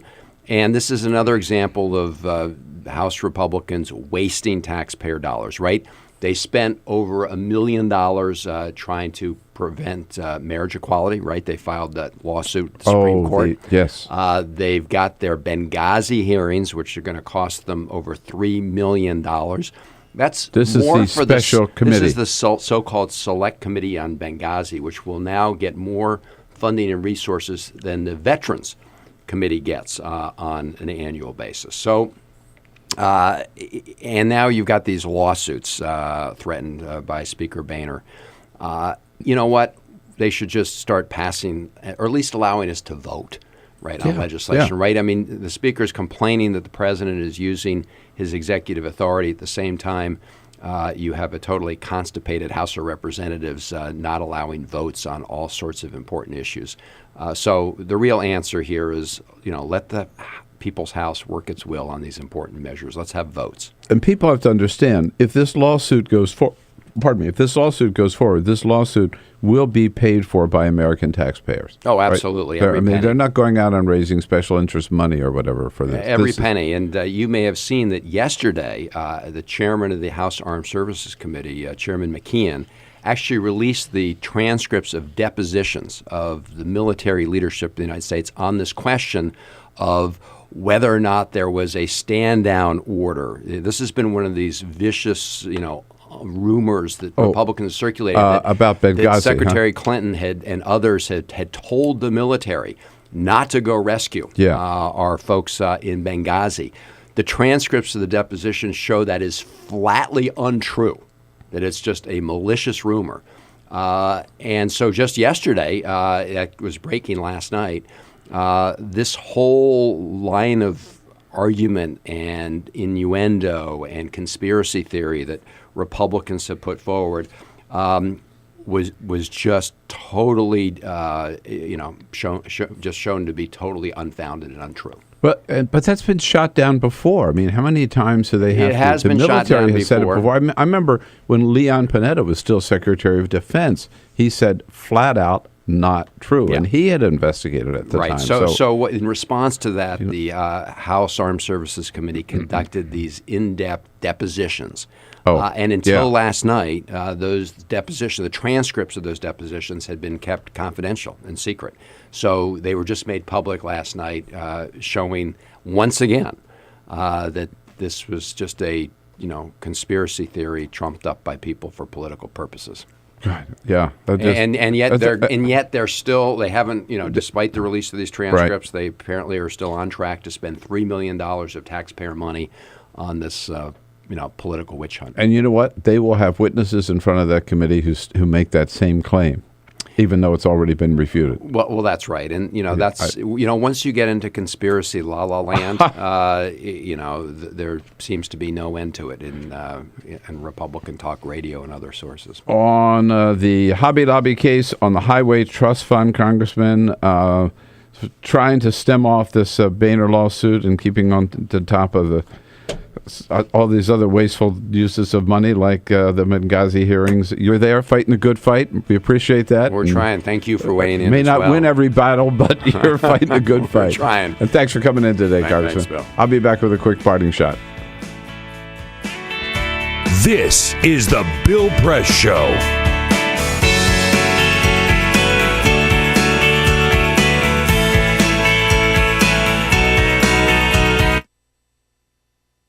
It is possible to read the history of this country as one long struggle to extend the liberties established in our Constitution to everyone in America. In other words, who, according to our laws and culture, gets to be considered a person? The law creates legal personhood, and movements create law and change culture. So, how have the courts passed laws to shape our culture? That history goes way back before Citizens United. 1819, Dartmouth College versus Woodward, Supreme Court case, turned a corporate charter from a government-granted charter to a contract. This ruling gave corporations standing within the Constitution. 1886, Santa Clara County versus Southern Pacific Railroad. Though the court did not rule on corporate personhood, the decision was subsequently cited as a precedent to hold that a private corporation is entitled to the same 14th Amendment rights of due process and equal protection as human beings. This makes it impossible for us to make laws that treat local businesses any differently than giant multinational corporations, even if their business practices are deemed to be harmful to workers, the environment and communities, or if they have a history of violating the law. Hale versus Henkel, 1906. The court granted corporations the Fourth Amendment search and seizure protection. Dodge versus Ford Motor Company, 1919. The Michigan Supreme Court says the business corporation is organized and carried on primarily for the profit of the stockholders. Stockholder primacy is established. The purpose of the corporation, according to the court, is no longer to serve the public good, as it had been. It is now to maximize profit for shareholders above all else. Pennsylvania Coal Company versus Mahon, 1922. Corporations get the Fifth Amendment takings clause, meaning if you pass a regulation that impacts a corporation's ability to make a profit, that is deemed a taking, and they can sue for the right to future profits lost. This creates a chilling effect, and local and state governments become much more hesitant to pass laws in the public interest for fear that corporations can claim loss of potential profits that cities and states will be on the hook to pay. Buckley versus Vallejo, 1976. The Supreme Court rules that spending money to influence elections is protected under the First Amendment, in effect saying that money is speech. Citizens United versus Federal Election Commission, 2010. Today, the Supreme Court of Chief Justice John Roberts declared that because of the alchemy of its 19th century predecessors in deciding that corporations had all the rights of people, any restrictions on how these corporate beings spend their money on political advertising are unconstitutional. The court's ruling threatens to undermine the integrity of elected institutions across the nation. It's a rejection of the common sense of the American people.